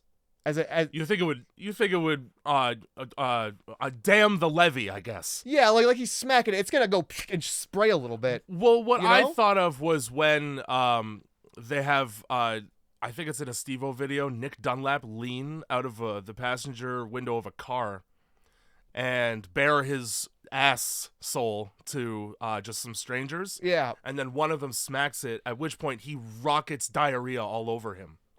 Yeah. I thought he was trying to help it out. Like you're trying to get a horse out of a barn. Like you're trying to get a cow back into the corral. See, I was thinking you like, smack that and it's going to jiggle and it's going to make the shit go out weird. Yeah, well, weird for sure. Yeah. But anyway, why the fuck would you spank the man? And then, and he does what I would do if I was in a hospital with my bare ass exposed and the doctor spanked me, which is choke him to death. Garrot him with like a pee tube or some shit. That's exactly the right response to being spanked when you're in one of those gowns in a hospital. And then he goes face down in the bedpan, and let me tell you what. He gets face drowned in the bedpan. I don't know what they're feeding this man, but it's everything. I think it's just everything that's wrong. I think it might just be shit. They literally, I wouldn't be surprised by the amount of shit that comes out of them if it's just a one-man human centipede. Yeah, just drink the shit again. We're just going to streamline the process here. We need to make the movies, don't we? You got to drink the shit. So he escapes. And he leaves just a bunch of shit and dead doctor all over the floor. Sure does. He pulls his catheter out of his penis. Love that. And there's like a bit of flesh on the end, which was upsetting to see. Yeah. But I think he even pulls like a bit of like film. He pulls a little reel out of his body as well. Yeah. Yeah. Which I thought was him, and you wonder if he's like a prophet of some kind, right? Mm-hmm. Like he's predicting the future, or if like the shit on the, not the literal shit, but the stuff in the film is like what's going to happen soon or something. Like what's that movie where they put people in like the big bathtubs and they just make them think about the future? Minority Report. Yes. Like he's minority reporting. And he must be autistic because most of this seems to be about trains. So he takes that like film solution. I don't know. He makes a jug of liquid. Mm-hmm. I think it's blood. Sure. I think it's his own blood coming from the holes in his body where film comes out of. All right. It could literally be. It could have been like solution. I bet like the film solution would have been not good to get in the eyes either. But yeah. Either way, he uses it to bottle a male nurse in the face. I think I'd like to pretend that it's feces, but sure. I think he mixes up something with the film. It's jankum. We'll just call it jankum. It's a combination of many chemicals. Yeah, it's jankum. Jankum. Jankum damn near killed him. So he bottles one of the like the security guards, and I think he skewers the other one with his IV. He does, and then he pulls out the fattest revolver. He pulls out a revolver the size of a mod I'd use in CS Source to look cooler. It's a giant black fucking revolver. Comedic revolver that he got from the guard that he killed at first when he in the room there. And he just blasts people through glass panes in slow motion with that, and that was really cool to me. Mm-hmm. And then he goes outside and he pushes a train briefly before dying. Yep. And so R in this case, why isn't it for red? Because there's a ton of it. There's red flashes. Also, why isn't it for raining blood? That's what I from a lacerated sky like Slayer. Yeah. No, I thought it was gonna be for rain because for some reason after he pushes this, so he's like in you know where like Thomas the Tank Engine goes when he's got to turn around. That's where he's in a train yard. A train house. And so he pushes a train out of the way, and there's like a little spot underneath it. I thought he was gonna have like a little bunker. Oh, he's gonna go down there and do shit. Nah, he's just gonna die back. He pushes there. the train 2 feet and he fucking dies. Yeah, because he's like you said, autistic. He wanted to do his favorite thing right before he died. What's wrong with that? Yeah. Touch a train a lot. If I'm gonna die, I'm going to the train yard. Fucking R stands for removed, which I mean, yeah, sure. But that was like the first fifth of it. It could have been a million better things. Could have been. Either way, that one gets an 8. An 8. And that's one of my highest ratings. This was one of my favorites. Because, there was no dialogue, so they didn't cheapen it by having shitty actors act shittily. Okay. There's some mystery there. Again, one of the ones that I feel like if it were a full movie, I'd watch the shit out of that. All right. All right. It made me think of like Hardcore Henry and shit. It made me think of like Sin City. Yeah, perfect. I gave it a 4. Okay. I would have given it more had I known what the fuck was going on. I think kind of the point was that you're not supposed to. Yeah, I don't like it. I sort of went in my head to like he's a god figure who has predictions or like he's telling the future or fucking I don't know. Sure. That's why everybody loves him so much in the world and shit. All right, yeah, okay. But had they just told me that, yeah, instant 8. I would have preferred they not say it with words, but I could agree. Hey, man. Just let me know what you're doing in your movie. You know, you made the fucking movie. It's your fucking idea. Why am I guessing? Yeah. Don't make me write the movie in my goddamn head. Fuck you. You only have 5 minutes. You gotta. Yeah. You gotta write so much movie to watch these. Jesus Christ. Anyway, which brings us that brings us to what? A B C D E F G H I J K L M N O P Q R and then S, which is for super sluts. Which is for super sluts. Shitty acting, splattered on makeup. These are all because it's two pinup girls escaping from what I can only assume is Satan. Yeah, it was like the Jeepers Creepers guy almost. And one of them is a hostage somehow, but like you get the idea that they used to date. I don't know. They at least know each other. He does look like the creeper. He looks exactly like the creeper from Jeepers Creepers, which makes a ton of sense when there's a car chase and he's in a truck later. Yep. A filthy, rusty truck. She shoots him, and she's like, what you're trying to do can't be done. And then for all that, she gets like tossed in the trunk of the car after she pulls out a flamethrower. Yeah, and you get to see the license plate cover of this car, which says, "My other ride is your face." Loved it. Great. I knew you were lesbians from the way you were touching each other. You know what this is just confirmation. You know what I hated? The fire. You didn't like the fire? The fake fire covering the real fire? Well, it's okay. So the real fire from the flamethrower was cool. And then when it was on the man, it was pretty cool. I liked a lot when it when the man caught fire before the fire reached him. I liked that a lot. I didn't pick that up. What I picked up was I'm kidding. I didn't like that because I thought it was fucking stupid. You put the post effect on way too early. Oh yeah, way too early. I was wondering how you saw that through the fake fire that they pasted on top of the real fire, so that you could see that there was fire. Yeah, that was I wouldn't have known otherwise. Yeah, it was hard to tell that he was on fire. What with the fire? I'm glad they put really shitty looking fire over top of the fire, so that thus wasting having the real fire in the first place. Yeah, because like when she pulls out the flamethrower and you see the heat coming out of the thrower, you go, oh, that's gonna be some real fire. Yeah, and then when you see the real fire come out and the real fire on the man, like you don't expect the fake fire to cover up the real fire. It looks shitty. Well, surprise. S is for surprise. S is for shit. S is for actually, you know what, kind of pretty decently surprise ending. Yeah. I liked it. Jeepers Creepers meets Death Proof during a desert car chase here. NOS injection. She runs out of gas. You'd think during a getaway you'd be watching the fucking fuel gauge, but that's just me. Oh, no. Let's blast the NOS. You know how that uses much of your gasoline. Yeah. So they get out of the dead car and meet the guy again because he has no choice but to catch them now. And they just start throwing the cunt word around because they're strong women, and that means they can say it. Hey, if anybody can, it's them. And then she succumbs to the fucking well, I can only assume the devil once again here with his claw hand and his pig nose. And then she wakes up in having an opioid or meth-induced hallucination in a dirty drug den with more needles than a drug den. She basically wakes up and ODs, I think. This movie, this fucking... It's death being like, come on, man. Yeah. This room has... I wish it were... So you could have made a Chasing the Dragon reference here if he was the one with the fire instead of being lit on it. But it doesn't matter because she's dead. So it's her and her pal, right? Her Yeah. pal's there too, and she's trying to drag her friend out of, you know, this shitty place, I think, and it, like, you know... The devil is a metaphor drugs. for overdosing and being the high. monster man is yeah. So then at the end she's like, nah, take my friend, and he's like, nah, it's not her turn yet. And then she's like, all right, well, that's probably a good point, so let's go. And then they go right to this room that has more needles in it than I've had hot meals. And it turns out S stands for speed, which was actually a nice double entendre because there was a car chase. Her friend ends up taking the drugs that she just OD'd on. So I mean, that means, okay, either... So it is her turn. She's either just next in line. I'm going back into the hallucination dimension here in order to try and save her from dying that way, or fuck it, I'll die too. Those are the two options. Either way, she goes back to the desert in her hallucination. Yeah. End of film. 7.5. Oh. 6 and a 7.5. See, right. okay. Fuck. We are capable of liking similar things on occasion. I just liked that there was just a comprehensible story, you know? Yep. Nice little M. Night Shyamalan in there. Yeah. No, and I'm not talking about Lady in the Water. No. Although we wouldn't. kind of Lady in the Water. No, a decent twist. More Sixth Sense. Yeah. All right. More Signs, I guess. So then what comes after S? What's the letter? T. T.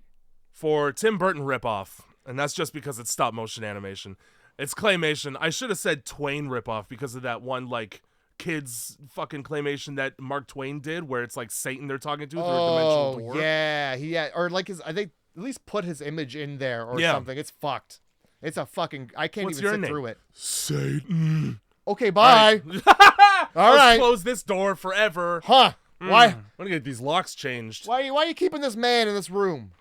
So here's my question to Matt, because you have 2 T's in your fucking name. Why are there so many toilet movies? Why are there so many fucking toilet-related films in this toilet of a film?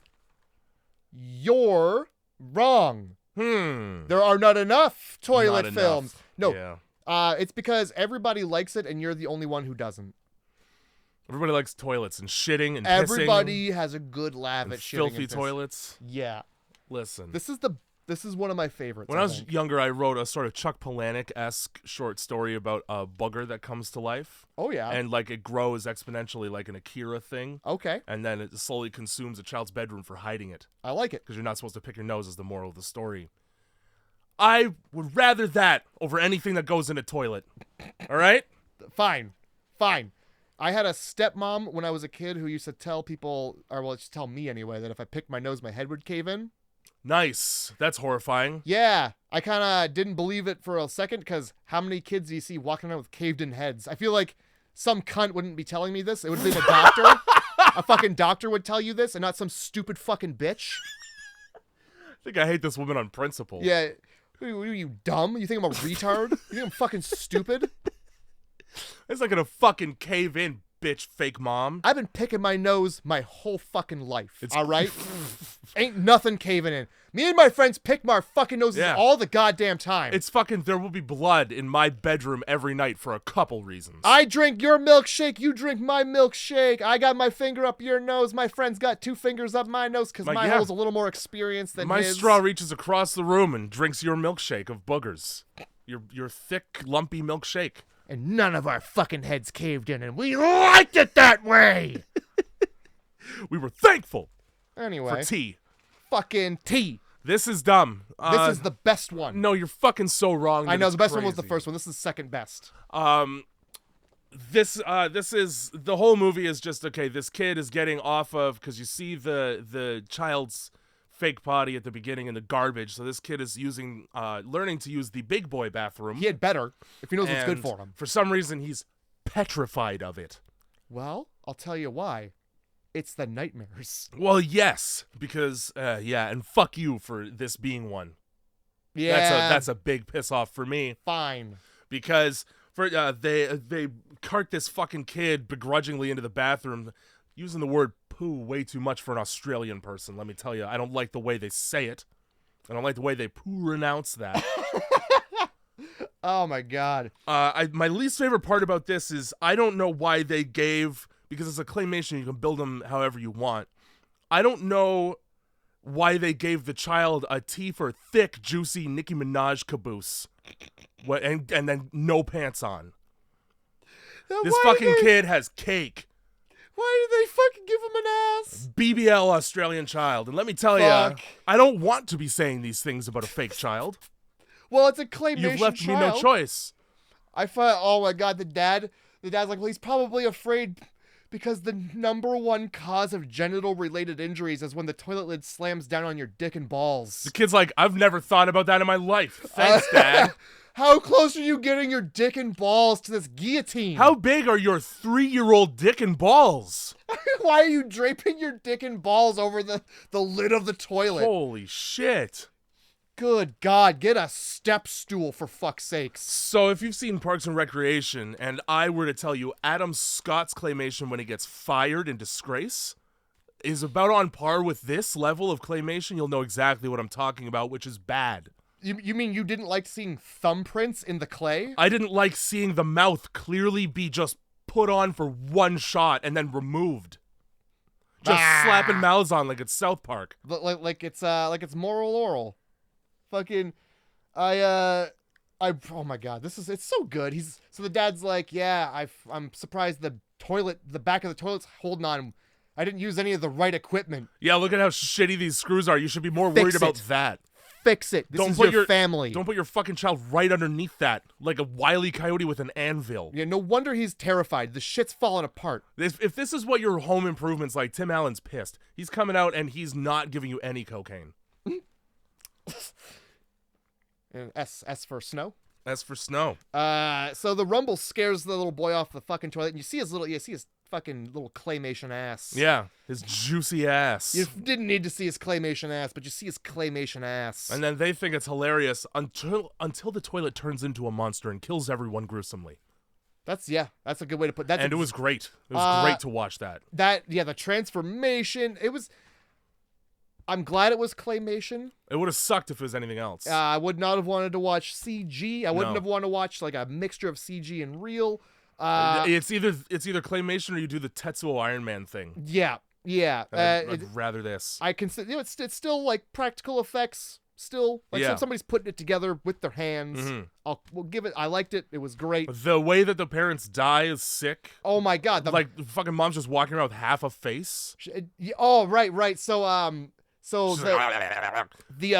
one of those toilets that has the chain you yank on. Yeah. And I'm pretty sure that's like a big thing in England. It's a wall hung tank toilet, which. Oh, Mr. Fuck. Yeah, of course. Let me tell you, they don't get installed anymore. We're past this point now. And there's a good reason. Yes. There's a solid reason. Because things like this can happen. Where your toilet turns into a monster and the chain wraps around your dad's neck. You'd hate that, right? So the eyes come up out of the back of the toilet, and the mom's like, well, fucking, I know what to do here. Poke. Poke right in there. Poke right in that fucking eye. So she grabs the plunger with my finger. Gets the plunger and spears him in the eye, and oh surprise, acid blood. Great. Melts half the face. Wasn't expecting acid blood from the toilet. Wasn't expecting the toilet to rear up and bite half the mom off. I'm really happy that this monster isn't shit related. I could have used a little more fecal matter myself. Yeah, always you could have. Whatever. I don't want to write that on your tombstone. I could have used a little more fecal matter. Could have. It was a good ride, but could have used. Not long enough. So it bites half the mom off. Loved that. Because there's just like you see like the inside of the mom, and like it's not like it lifts her up or anything. It just bites. Mm-hmm. Like Jurassic Park biting the dude off the toilet. Yep. Toilet stays in the place. Bottom half still standing. Like guts coming out. Loved it. And then the dad tries to like crawl away, for which he gets his ass ate. Nice. Tongue. We love that. He gets his ass tongued right out. Perfect. Right out up into through the front. He gets hollowed out like a pumpkin. Sure does. Just the way any old alien I think would suck your guts through your asshole. And like it does a thing where it like picks him up with the tongue and then like sucks him off the tongue somehow. It's fucking weird. Again, like Men in Black when Will Smith gets throated by the cockroach when they're trying to climb the tower to the UFO. Right. And so fucking wakes up, you know. It's a dream. It's a horrible dream about toilets. And this is lit in a fire under his needing to shit ass. Yeah, boy oh boy. When you don't shit for a long time, you sure do have to shit all at once. and you can tell by the way his guts are moving around that he's got to shit all at once. He's got tapeworms from holding it. Yeah, you've been feeding those tapeworms shit and they're sick and tired of it. Yeah, they want something else. Oh, the same thing as yesterday, leftovers. That's what they call shitting. Leftovers. Table scraps. God damn it. We don't have anything good in here. Oh, man. That's a parasite opening the fridge, which is just intestines. So he goes and tries to use that fucking toilet, and Dad's like, well, I better go check on him. I'm so proud of my boy for deciding to shit instead of shitting in the bed. I don't know how this happens, but he slips around, and he gets his head lodged. I think at this point the toilet is sentient. I don't know if it's that or it's an accident. So because he doesn't use the right screws. The tank of the toilet kind of like falls off and the chain brushes up on his shoulder. Right. Startling him as if he's a cartoon character who can't quite get himself upright. He fucking... I don't know how it happens, but it happens. Yeah. He gets tangled in the toilet. Yeah, he gets his head lodged between the seat and the bowl, basically. And I'll tell you what, that's enough to get him stuck. I don't know. If that happens to me, and like I had just been shitting, I'm getting up immediately. Yeah, right up. Yeah. I'm not going to let somebody find me. I'm getting in the shower, to be honest. Yeah. That's too close. Too close. I'm actually probably going to brush my teeth. Yeah. Probably just going to kill myself. Neti pot. Just all orifices get cleaned out. Oh, God. We book an appointment with a wax specialist. But he doesn't get to do any of that because just as Dad walks in to laugh at his son's dismay, like a horrible father. Instead of helping his son, whose face is inches away from fecal matter. The tank finally dislodges from the wall and crushes his son's head like a grape that then splatters all over the father whose fault this is. Isn't that fantastic? It's great. Fucking loved it. Now, I gave it a 6. You gave it a 6. That's the whole thing. It's obviously T is for toilet here. If there was less toilets, would you have higher number? All right, because I give it an 8. Yeah. I was tempted to give it a higher rating on the strength of the two parents dying in the dream alone. That's because it was great. That did it for me, and then I was not expecting the kid's head to get smushed. Yeah. Loved it. So the effects in the claymation, the gore, that's all fine and dandy with me. Yep. 8. Solid 8. Movie 21, this is You here. You is for upsetting the pig demon. Yeah. I just went real with that one. You is for, this is a first-person exorcism manhunt in the woods. I loved it. It was good. Yeah, awesome. Not really much to say other than that. They wake him up from his fucking slumber and he's grumpy in the morning because he hasn't had his coffee in centuries. What did they expect? And immediately they're just like splashing him with water and trying to hit him with an axe. Like, that's rude. Oh, it's holy water. It's fucking rude as hell is what it is. He's just grumpy. He just woke up and you're thinking holy water. Give me 5 minutes to get the sleep out of my eyes. Yeah, how about that? How about leave me alone? Out of my 10 eyes because I'm a demon. Get out of my face. I just woke up. So that, the whole thing is they're just trying to chase him down. There's some cool shit like one of the guys chasing him's got a flaming crossbow. That's sick. Yep. And they actually do fire an arrow and it hits a tree. As far as I could tell, that was real. I mean, it's as real as it needed to be. This one would have got a higher rating from me if they had done a better job hiding the cuts, because a lot of these are supposed to be long takes and they're very obviously not. Wow. It's a lot of like fast turns and then you can see we're not even in the same place as before. I see. They do catch him with an axe, and then they do some like teeth extraction, which is like, I've loved it. With the sound design is just gross, and you can like hear it crunching inside of the skull. It's so good. They shove a stake in his chest, and then they cut his head off, and there's a cool shot because this is obviously a first person where they just pick the head up and it's just the camera. Like, there's like a trail of innards going from the neck to the body too. I like that. That's all rad. U stands for unearthed, and I gave that one a 7. I gave it a 9. Yeah. I liked it. I'm going to go up to 7.5 on that, I think. Okay. All right. And honestly, it would be higher if not for just like, the cutting was annoying for me. And also, like, you could have shown a little bit more. You could have. It could have been longer. Kill a couple of the guys. Like, you don't really get to see much of that. There is a throat bite, but you don't really see much. And it's not the greatest. Like, there's a blood spray, but you can tell it's coming from her fucking hand, and there's just a hose. Yeah. Because she puts her hand up, and 2 of her fingers are still outstretched. Yeah. I was like, if you were covering a jugular injury, you'd be using your whole ass fist. You would want some pressure on that. A little, you know? V. V is for very liberal use of CGI in this RoboCop ripoff. V is for Vancouver. Oh, is that where this is? Future Vancouver. It says that in the text. You're right. Future Vancouver Fraser Quadrant, which is a section of British Columbia, I'm pretty sure. That's fine. Either way, I don't know what to do with all these tossed salads and scrambled eggs. Get that little dog out of here. It's dead. A giant police droid killing resistance fighters who are filled with stock blood splatter. Yeah. This is the most...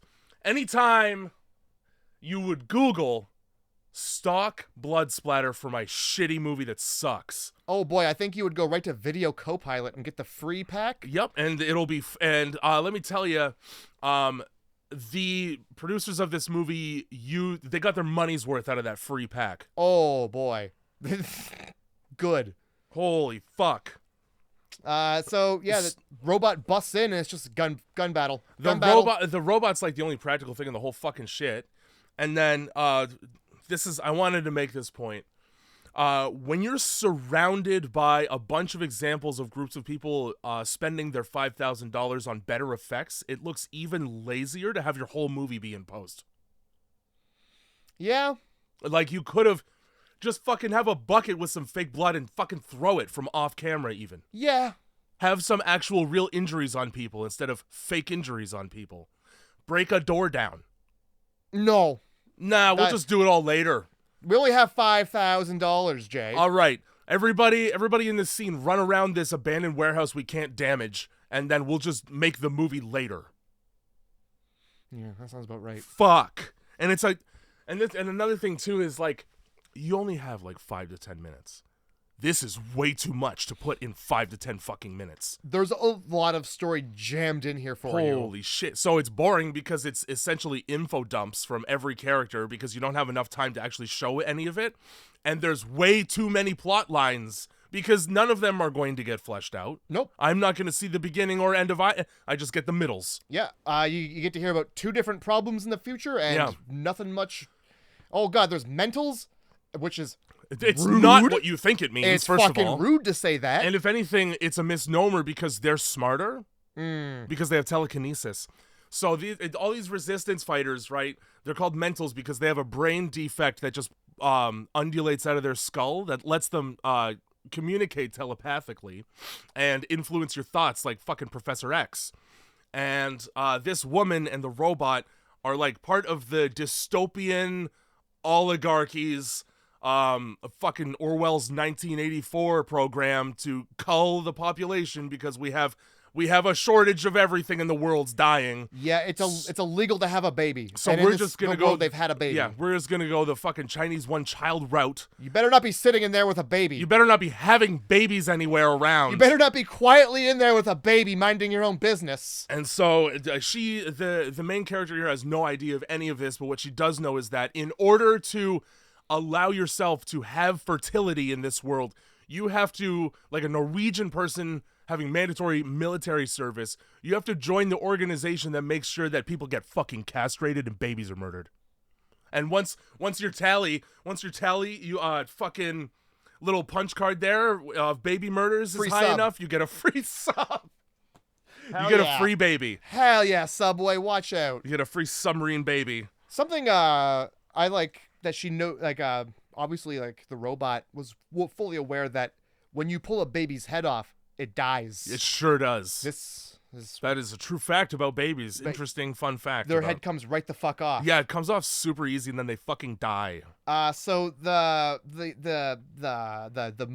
mental is like, look, this is a Jedi mind trick. I'm gonna copy Star Wars and tell you that the bad people have already left and we're free to go. These aren't the droids you're looking for. And the cop is like, well, yeah, of course, that's true. Duh.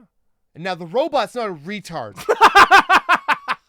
The robot takes 2 seconds to think about this for a sec. I don't think so. Let me see that baby real quick. Let me see your insides and that fucking baby. This is the worst Judge Dredd comic ever. Also, in quotes, you've been fucking illegally. There's not a condom in sight. You're not even married, probably. Die. You're not even pulling out. It's the future. The robot's name is Nesbit, that's funny. I think Gordon Nesbit Should be called Baby Twister. I think Nesbit is a last name. No, it's not The Mask, because that's Stanley Ipkiss. I think it's the last name of a Jim Carrey character, though, for some fucking reason. I don't remember what. It could be. There's a lot of them. Or maybe like Steve Carell in something, but it's something like that. The silly name for a silly person. But not a silly name for a robot that's got an attachment for biting babies' heads off. Yeah. And just spitting them out and chucking the dead baby on the fucking floor. Well, it's efficiency. We're in the future. Christ. Like popping the top off a bottle. So a guy shows up with face paint on, and as it turns out, the big twist here, which we don't get to appreciate because we don't know a fucking thing about the world other than what we've been told by one doctor so far, is that they're harvesting these resistance people with the brain growth so that they can, use their brains to create a Borg of brain telekinesis. And this guy comes when he gets close to it. Like real hard. Don't get upset when I tell you the filthy secrets that'll upset you. Grow up. This is the future. Look at my dress. I'm from Christian Bale's Equilibrium. Pardon me while I fuck this baby's head. Jeez. Or torso, whichever. And so she's, pissed about that. And I guess, as it turns out, one of the resistance fighters isn't quite dead on the floor. And so she freaks out and she gets shot in the fucking sternum. Then we get a flashback where it turns out she's infertile anyway, so all this was for nothing. So why even have it in your movie? And he whispers into her ear that the whole point of this is that they're trying to they're trying to take this baby to a prophet, because a prophet can unite all the telekinetics so that they can fight back en masse against the horrible, oppressive Big Brother system. And the baby, as it turns out, actually is the prophet, and its eyes get blue, and it just kills everything by making its head explode. And I guess, and you know, like a chicken, it's able to do this because it's only been about 10 seconds since its head's been ripped off. That's right. So it's still got that blood flow to the brain. Or let's not... like it's the baby's head is off. Let's not ignore the fact that the weird scientist man does... It certainly looks like it comes on the torso of the baby. I missed this knowledge or some shit like that, and he's over there like about it, and then his head blows up. His fucking head blows up like a retard's head. I think I was more. I think my concern was, how are they gonna animate this fucking baby? First of all, why are they gonna reanimate the fucking baby? Let me tell you something right now.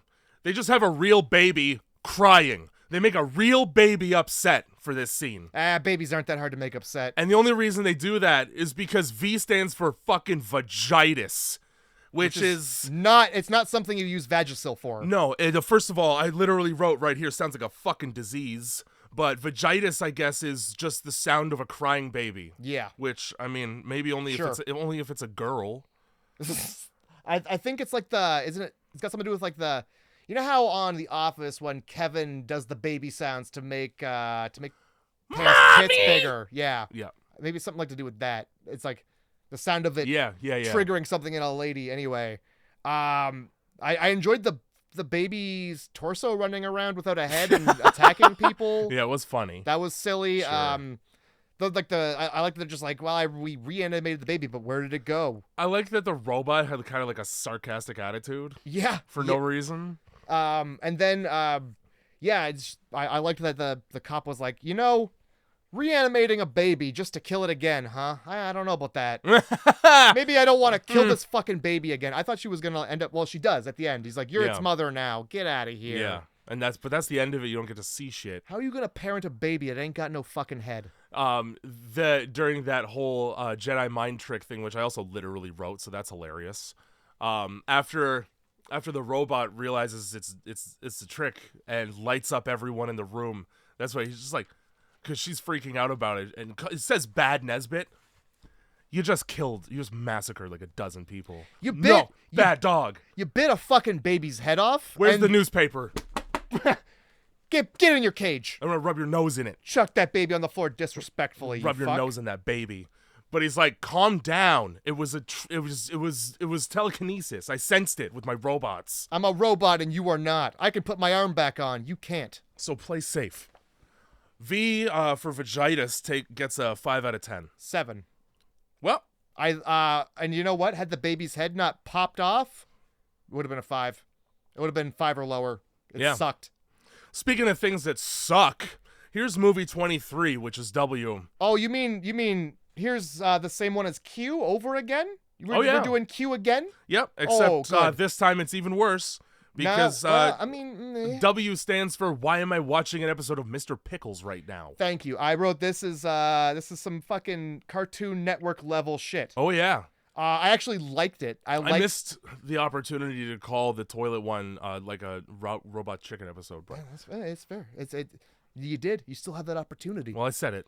I really enjoyed this one because it's just like an animated witch stabbing a topless chick and just gripping the shit out of her tit. Like, that part was cool, yeah. Made me laugh a lot. And then like a knight comes in and they're like, Warlock, do it. And they just shock the shit out of this Warlock. And it's animated to a level of Cartoon Network. It's like, what was that? It's like Heavy Metal 3000? Something like that, yeah. Or, Fuck, there's another one. But that old school, like adult, fucking vaguely pornographic cartoon. Oh my god, this witch is grabbing this lady's tit. Really get a handle on that. And it looked like I feel like they took a picture of a real tit being gripped. Just to get the contours right at the hands, like a fucking marble sculptor from the Victorian era, from the Renaissance era. Just hold still for a moment. I must see this tit. Yeah, grip that titty like you do at home. So then it's just stabbing. Stabbing and gripping a tit and stabbing. And up until this point, hilarious. If the whole movie so good had just been this, but more of it, I would have loved it. It still could have been what the fuck, too. Yes, Sorry. it sure could have. W That's what stands W for stands for, is what the fuck. Which is, it's appropriate, although it's a total cop-out. It is. Because what the fuck just means, okay, we'll just do whatever we want for our 5-minute allotment. Pretty much. We'll just do whatever the fuck we want, and it's just a showcase of, like, 3 people's worst nightmares. We do the fourth wall break thing again, except this time he's got a fucking list of W's, so at least he actually did some research for once. I enjoyed him. I enjoyed, like, the director giving the animator the business. Yeah. That was really funny. I feel like it could have ended there. Yes, it could have. Right there. I liked that. I liked the premise in the sense that, okay, if you can't decide, do a fucking list and have a little bit of all of it. Yes. But self-contain it. Yep. I don't want it all at once, like this. That is true. I don't want all those things interacting with each other in the same universe. You don't want the end of Cabin in the Woods. That's right. Because I get pissed because I'm not seeing enough of any of this. That's right. You fucking idiots. Yeah. You dumb fucks. Because, like, Cabin in the Woods was good up until, you didn't see enough of what you wanted to see, and it was all mermaid. 28 of these fucking options, right? And you give me 5 seconds of each instead of just picking 4. And then just not doing a sequel. And also, you're just not going to do a fucking sequel? And the ones they pick in this kind of suck. Clown zombies, piss off. Stupid. Fucking stupid. Chemtrails, stupid. Circular tooth alien baby made of animation that interacts with actual live action shit stupidly. I feel like a lot of this was like projects they already had on the go. And we're just like, slap it together. We need that the tooth thing from the stupid fucking animation we're getting paid $8 to make. Get that in here. Here's 12 of my writer's blocks from last month. Yeah. Oh man. Let's just take that $5,000, please. Here you go. Don't watch it until the check clears. Dude, fucking brain rot showcase of bad things happening. Just shit. Fucking clown zombie shit. They try to tie it together like, the world is ending and all people's worst imaginations are coming true and happening. And just the letter W in the sky. Yeah. They keep pointing at the letter W. For why? How about don't? How about D for don't? Don't ever. Don't ever go fuck yourself, you fucking asshole. The only redeemable parts of this for me were the Tokyo Gore Police level blood sprays out of mannequin heads. I'll take that. Yeah. I don't know what else to say. A guy gets his head ripped off. That was cool. Yeah, by clown zombies. Yep. And that's the movie. It kind of ends really fucking abruptly. I'm out of words and I hated it. 3 out of 10 5 for out of 10. Yep. 5. Fuck it. Movie 24, X is for X-ray this woman's intestinal tract, and you'll find Christmas dinner in there. She's very fat, and that's the whole movie, is she's very fat until she isn't by her own hand. I like that the closer we get to the end of this, we're just getting fucking, this movie is this, and it fucking...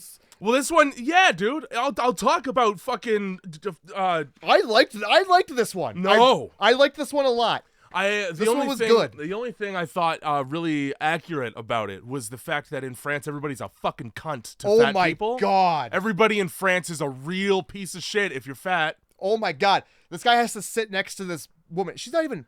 She's a little bigger. Just muttering, fucking fat bitch. In fully in earshot. Like, a totally... Bumps into her on purpose, too. I can hear everything. Oh my god. Like, holy shit. Might as well have turned and said it into her ear. Yes. And then he gets up and he just leaves. As she's walking out of the subway, some guy calls her gelatin. Hey, just lard. Yeah, gelatin, and then when that doesn't work, fat madame. Hey, fat madame. You're sort of undermining the respectfulness of madame by saying a fat one. Yeah. Another 2 guys just straight up make dinosaur sounds in her face and ask her if she's a brontosaurus. Yep. Nobody ever does this. No. Also, brontosaurus, not the fattest dinosaur. No, especially not in Jurassic Park, which is what they accuse her of being from. It's a very lean neck on a brontosaurus. Yeah, that's right. Like, it's big on the bottom, but the bottom's not the part of the brontosaurus you're talking about. I'll tell you, she gets home and, like, she's had an entire day of being a victim of fat phobia, so it doesn't really help that she plays into it by eating like a dexterous pig. Yeah, Why is she eating like a hog that's hungry with her slop from a jar of slop? Not a fork in sight. Like Scandinavian dead fish jar. She's eating the goo that comes out of like fucking gray matter. I'm not sure what grocery stores consist of in France, but it seems like just a lot of pastes. Yeah. That can be rubbed on your face, essentially. Yeah, while you're eating them. Great. Yeah. So she stuffs it in, and then it stuffs itself back out. Yeah. Which is what binging and purging essentially is. Now, she goes into the fucking bathroom to look at how disgusted she is by her body. Change the channel from TLC if you don't want to see the commercials about hot chicks with hair. She's like watching the same infomercial about being skinny. Yeah, and Yeah, maybe don't have that playing 24/7. Flip it to something else. If I'm schizophrenic, right, I'm not going to go to sleep with a white noise machine on. There's too much opportunity for bad thoughts. I'm certainly gonna have the machine that whispers, "Hey, how are you?" Yeah, I'm not gonna get the prank machine you put in your little brother's vent that just like emits a whisper every fucking 30 minutes. You might as well. That's what she does to herself. So she gets a knife that she already has in the bathroom, and she just starts cutting pieces off. I want you to take a look at. You can tell when she starts cutting pieces off by how alarmed my writing is getting. Yeah, because she really is going to town. And at one point, she switches to a razor blade so that the Chelsea grin is a little more intimate. Yeah. I don't really understand that choice. She splits her fucking leg open. She just sits down just stabs into her leg and splits that open. She gets the fucking electric bread knife out in the bathtub like the chick from Evil Dead. Yeah. She fucking also like she basically turns. Remember the ghost from 13 Ghosts that had the fake tits? Yeah. That's what this is, but worse.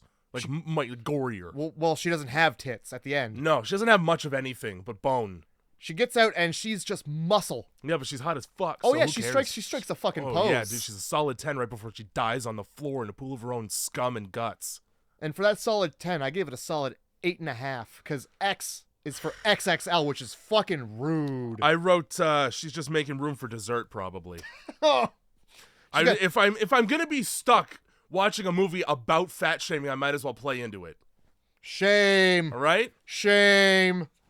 Thanks, X. X got a 5. X got a 5. I liked it because it was like, to be honest, it was gross. Yeah. It was alarming. Straightforward, I'll give it that. Like it wasn't real, but holy shit, if it was. They did a decent job. Yeah, if it like that's how some people probably feel, you know? Yeah.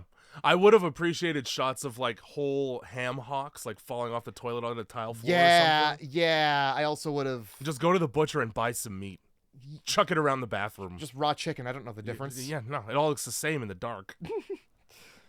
Which brings us to the movie Y. Fuck, the letter Number Y. 25. And the fucking letter Y. Spoiler alert, Y stands for young boys.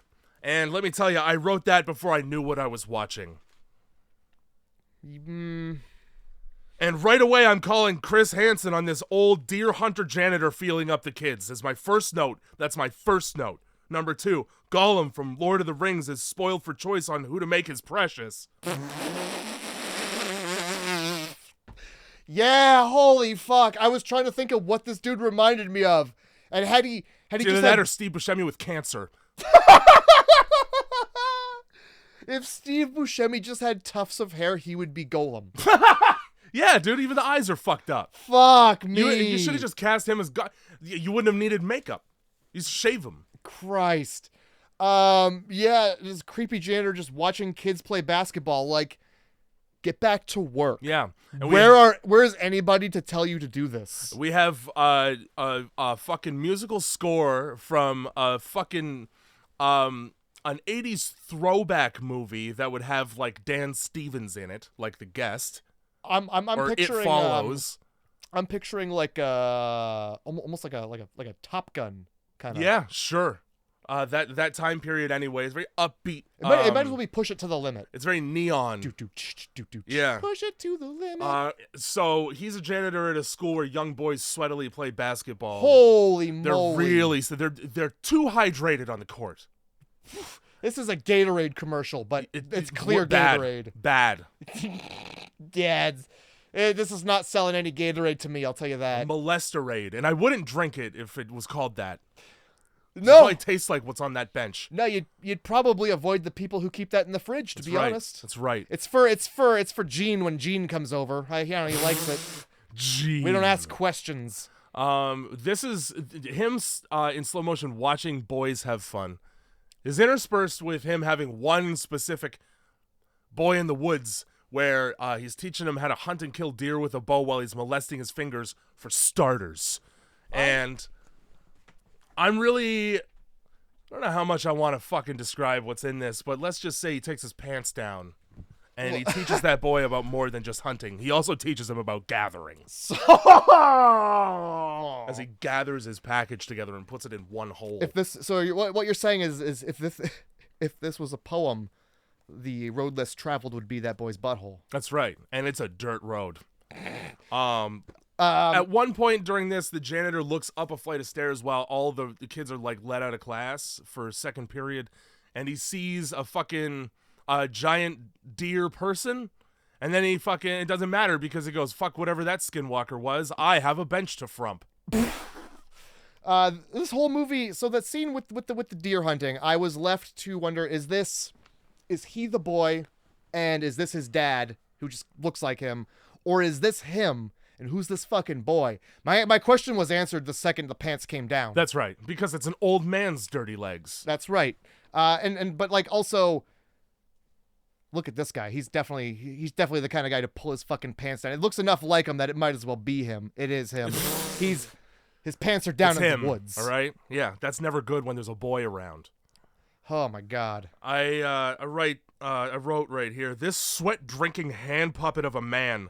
I could do without the slow motion bench licking, for Christ's sake. Oh, the bench is the soaked. sweatiest, the soaking wet gym bench.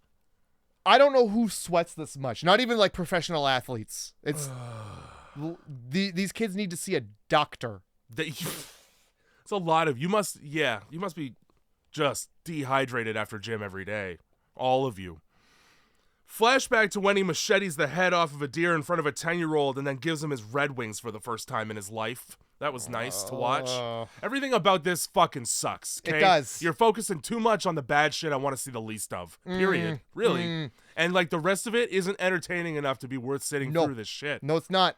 This dude is doing a rail of boy sweat, and he leads him up to some deer antlers, and the boy he saw in the woods there, the boy he was just chilling with in the woods doing not molesty things too, I would like to believe. This kid's covered in blood too. It's not a good look. But I guess if you're gonna go in the woods, don't.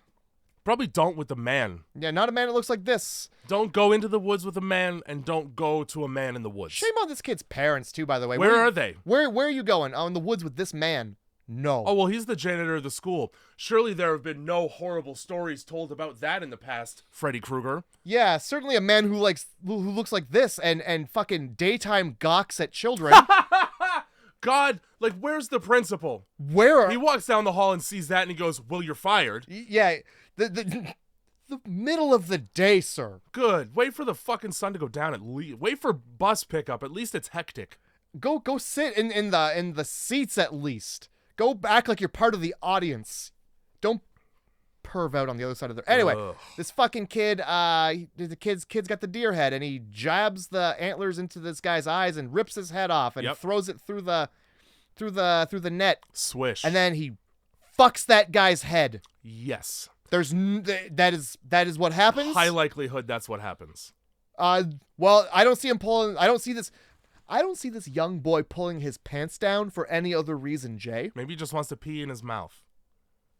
You gave the other shit the benefit of the doubt.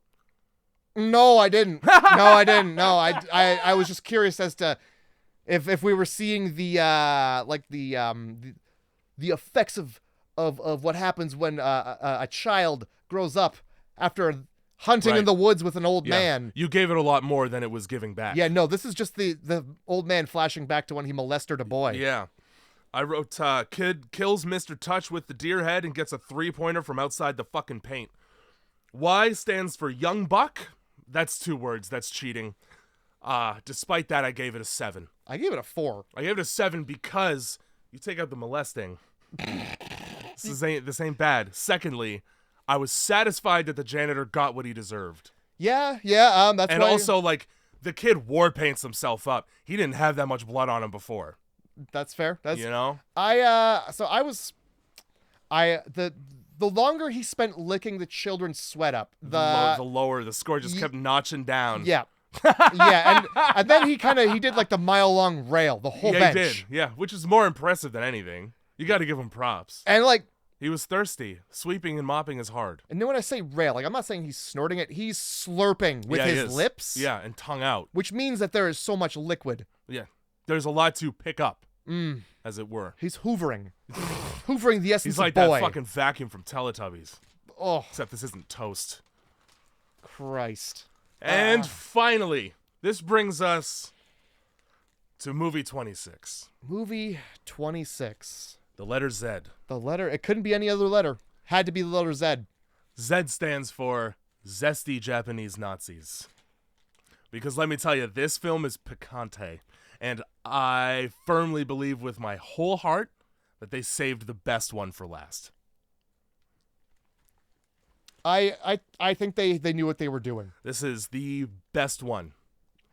Also, they 100% did. And I wouldn't be surprised if they came up with the letter after the fact, because anybody who would have seen this at any other time through this anthology would not have seen the rest of the anthology. Yeah, it would have ended the anthology right at the right there. B doesn't matter. Fuck the rest of the alphabet. I've seen enough. I've seen more than plenty. Wow, I can't imagine what would be the rest of this 2 hours if this is right here at the beginning. Yep. It can't be worse. I loved every second of this. I'm not going to lie. I need everybody listening to hearken back to a simpler time when we did a film you may remember called Tokyo Gore Police. Mm-hmm. This is that. Imagine that for only 5 minutes. And then also the guy who made it really liked Dr. Strangelove. Did he? The entire man in the wheelchair with the glasses, with the circular shape, and how everybody at the end is nukes is a complete reference to Dr. Strangelove. I don't even know what Dr. Strangelove is. AKA How I Learned to Stop Caring and Love the Bomb. It's a Mel Brooks World War II movie. If you've ever seen the clip of a man riding an A-bomb out of a plane with a cowboy hat, that's the final shot of Dr. Strangelove. All right. And so I don't remember if it's Gene Wilder. I don't think that it is, but this Japanese wheelchair-bound man is like the lead character in Doctor Strange. He's like Dr. Strangelove. All right, they're dressed the same and they act the same. And here I was thinking, and it's a war allegory. Like I thought it was a James Bond film. I mean, I get that too. I could see that. I guess Doctor No, don't touch me. Doctor No, I can't walk. So no, I'll be taking the elevator.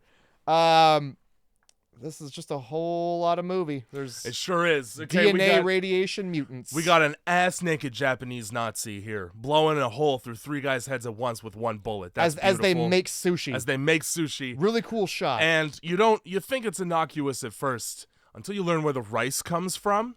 I don't like where the rice comes from. I'm not gonna lie. Rice doesn't. No. So I had a vague memory and I looked it up, and given where the rice comes from, the only answer is that its location, its of origin, is infected. Okay. All right. Because when it comes out like rice, what's in there ain't nice. And then right here I wrote Japa Nazis, so we're on a fucking roll with this one. Yep. There's a shot of a I don't know, this guy in a wheelchair is yapping. Yeah. I did not listen. I did not read. Really what they're talking about is that don't worry, food products from this kind of Japan, food products are perfectly safe for human consumption, and there's nothing wrong with them whatsoever. And also, I don't know about that. We should embrace nuclear energy. Yeah, there's a lot of that. That's what that whole thing boils down to. Well, I'll tell you what. Judging by what I'm seeing here, we should not. And I'll tell you, it doesn't really matter because immediately, why are all these women so goddamn naked? And why does one of them have a gargantuan Japan penis? Why was there just a shot for no reason of a lady walking down a dark hallway with a flashlight, and then she happens upon, like, human sashimi? It's like mutant, like, blobs on top of heaps of rice. Great questions. The fuck is that? We'd never go back to it. Nope. Just picture the Japanese body horror fever dream for 5 to 10 minutes here. And then picture a gigantic fake erection. Yep. And if you thought that was enough, don't worry. A samurai sword comes out of the tip like a Prince Albert gone wrong. Like a switchblade from... Like a stiletto. Just the 7th layer of hell.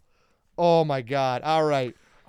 So because there's Nazis, we do have to have a throwaway line about race politics and eugenics. Of course, of course. To which I wrote, pretty ironic to have the wheelchair-bound ringleader of this ragtag band of dick mutants say no yellows with his whole chest he probably can't feel. Also, given he'd be executed for being disabled, in Hitler's Japan, he should probably keep his fucking mouth shut. Probably. What is he? He says something about, like, we yellow people love tangerines. Why? Why do you say that? And he goes, he says, like, something that's basically like, there's only one perfect skin color and it's white. No yellows, no blacks. $5,000, huh? 5,000. This is what it gets you. 500 something numbers, 600 minutes. Everybody in that movie has fucking AIDS. Why are you getting your VR out? So that I don't crush it with my fat leg? So you don't crush it. Yeah.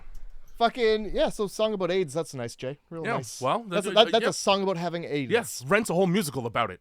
Yeah, just so you know, if you're sitting at home being like, we should watch Rent. Well, don't unless you love AIDS.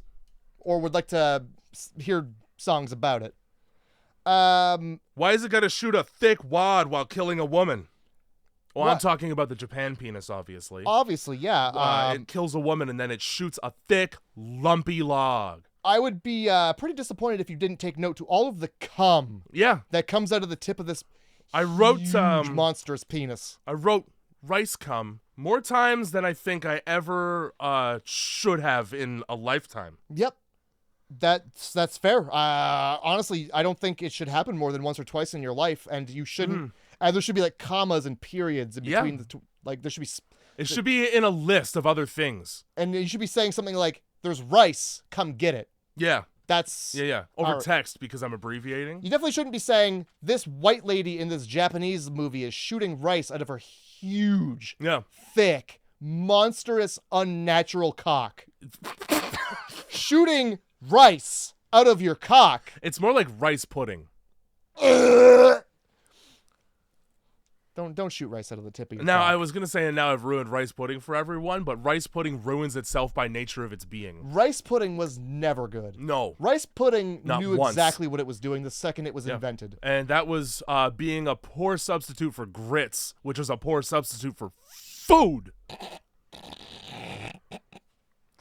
Sorry, the South. Holy shit. Just the in South case. and old people. Yeah, both of you. Eat your fucking mush elsewhere. I want none to do with it. I remember once, I don't know whose grandma it was, but I went there and she was old and she made rice pudding and it was terrible. Mm-hmm. And now I'm just kind of imagining that's probably like she just like this is all I know is rice pudding. She probably made it right, which is why it was so wrong. Mm-hmm. But I that's got to be like what she grew up on is all. I don't know what desserts are. You mean rice pudding, right? Yeah. You mean leftover water and side dish? You mean I left this rice out all night in the water and you're gonna eat it? Huh. Microwave it first, I guess. Throw some cinnamon on that. That's what I love. I love thick water with my wheat. Sure do love. With not my oatmeal. grain, with my hard grain. I love questionable slops doled out from a ladle. Love it. Mm-mm. Just in case you're wondering if these Japanese people were racist at all, I will read a quote that I've written here from the film. This is a piece of dialogue here. They better not be racist. Ever since Kunta Kinte was abducted by America, the blacks have hatred for the whites.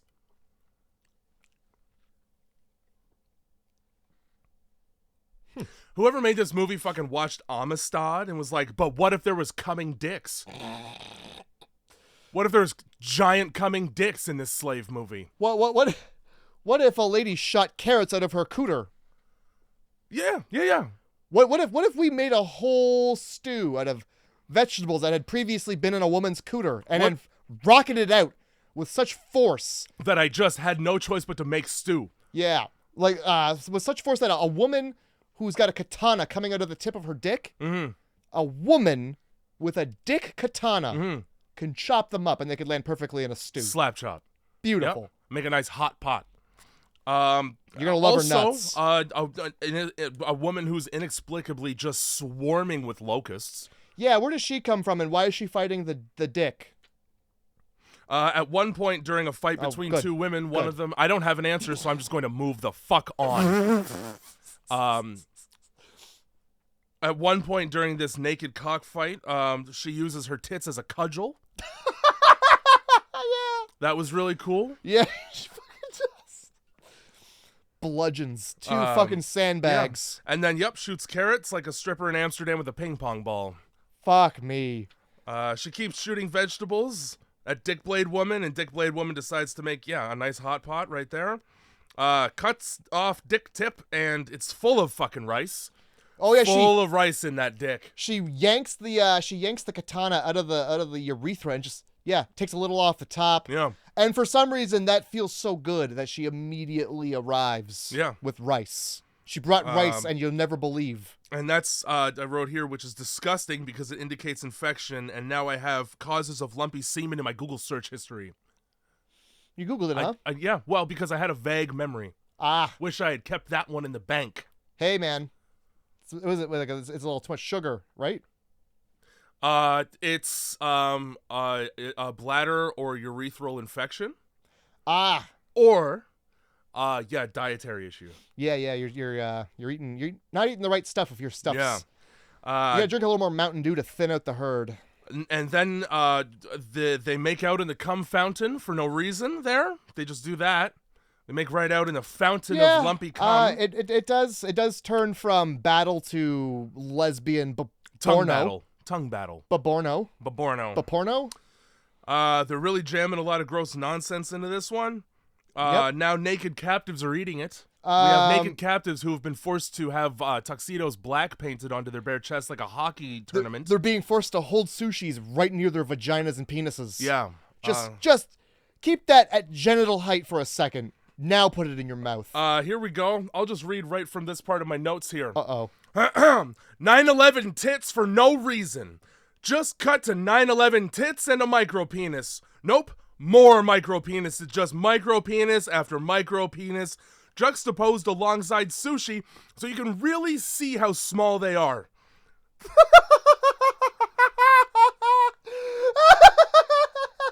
That's what we have. We got the World Trade Center on one titty, and on the other we got the plane. Now jiggle them. Now bounce them off the glass. And then isn't the other one? It's the fucking 3/11, which I can only assume is an important date in Japan. I think it's the tsunami. Either the tsunami or the fat man's drop. I don't know. Either way, judging by the rest of this film, it might as well be. Now that's an ass back shot. However, you do indeed get to see all the way to the front. Yeah, they did not pull the underwear down halfway for that one. No little whiteout strip to be seen. Nothing. Just the strip. Just the lip. Yep. Perfect. The lips. I think you get to see the whole Clint and the muffin factory and everything. The very, very tight grundle of this poor unknown woman. The tip of her Clint. Apparently the rice cum makes you a fucking atomic bomb for a head and you just rock it off. And that makes Dr. Strangelove so excited. Well, it's also the swastika of legs. Yeah, that's true. There is that. Doesn't it spin also? Sure, it's a windmill. Like it's a windmill. Yeah. Rice cum makes this man walk again. Now, say it. When he walks, say it. He pops a. say the fucking... Comparatively very disappointing boner. But in his defense, he hasn't been able to have one for quite some time, so, you know, it takes a minute to get back into the saddle. You know, in his defense, it comes, it either rips through or it appears through the flap in his pants. Rocket through. It does chest burst out of his crotch. I mean, I don't think those other ones, the sushi holders could, I don't think they were capable of such. No. Monuments. And then when he emerges from his wheelchair for the first time in years, he does indeed say, "It's standing up." And that is when we realize he is absolutely speaking about this erection that he's been granted. Yes. Thank you, gods of rice cum. Zed, in this case, because that's just the end of the movie, stands for Zetsumetsu, which I actually wrote this one, which stands for extinction. So once again, the Japanese people cheated. Whew. And that Zed gets the highest rating out of any of these with a solid 8.5. I gave it an 8. It was fucking disgusting, but damn, was it good. Do you have what was your absolute favorite? That one. Okay. Zetsumetsu Extinction was my absolute favorite. I actually know which ones were my favorites because they're the only ones that got 8s.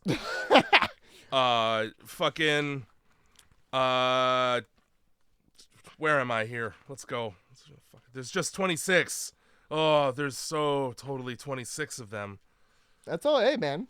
Q got a 7.5. R got an 8, which was the train one. Fucking U got a 7. And I think there was one more 8 in there, but yeah, task me to find it. Anyway, go ahead and give me your overall rating, and I'm gonna think for a second. Well, I gotta subtract 5 from it, right? Yeah, you do. So it's 111 out of 260. That is not a pass. No. That is not a passing grade. No, it is not. I think that's roughly a 45. Yeesh. F for failed. Yeesh. F for fucking summer school. I would say overall, ABCs of Death is going to get, fine, a solid 4. A 4. Which all right. would still be a 40%. All right. So 4 total. I gave it a 4.5. You gave it a 4. Yep. And I guess the 0.5 was for all of the feces and toilets. The 0.5 was for anything Japanese in this that wasn't F. And there it is. The ABCs of Death. We don't ever have to do it again. There's a second one, isn't there? There is, and I will not watch it. Grindhouse Movie Club. Merry Christmas. Creamy shits. Rice cum Christmas.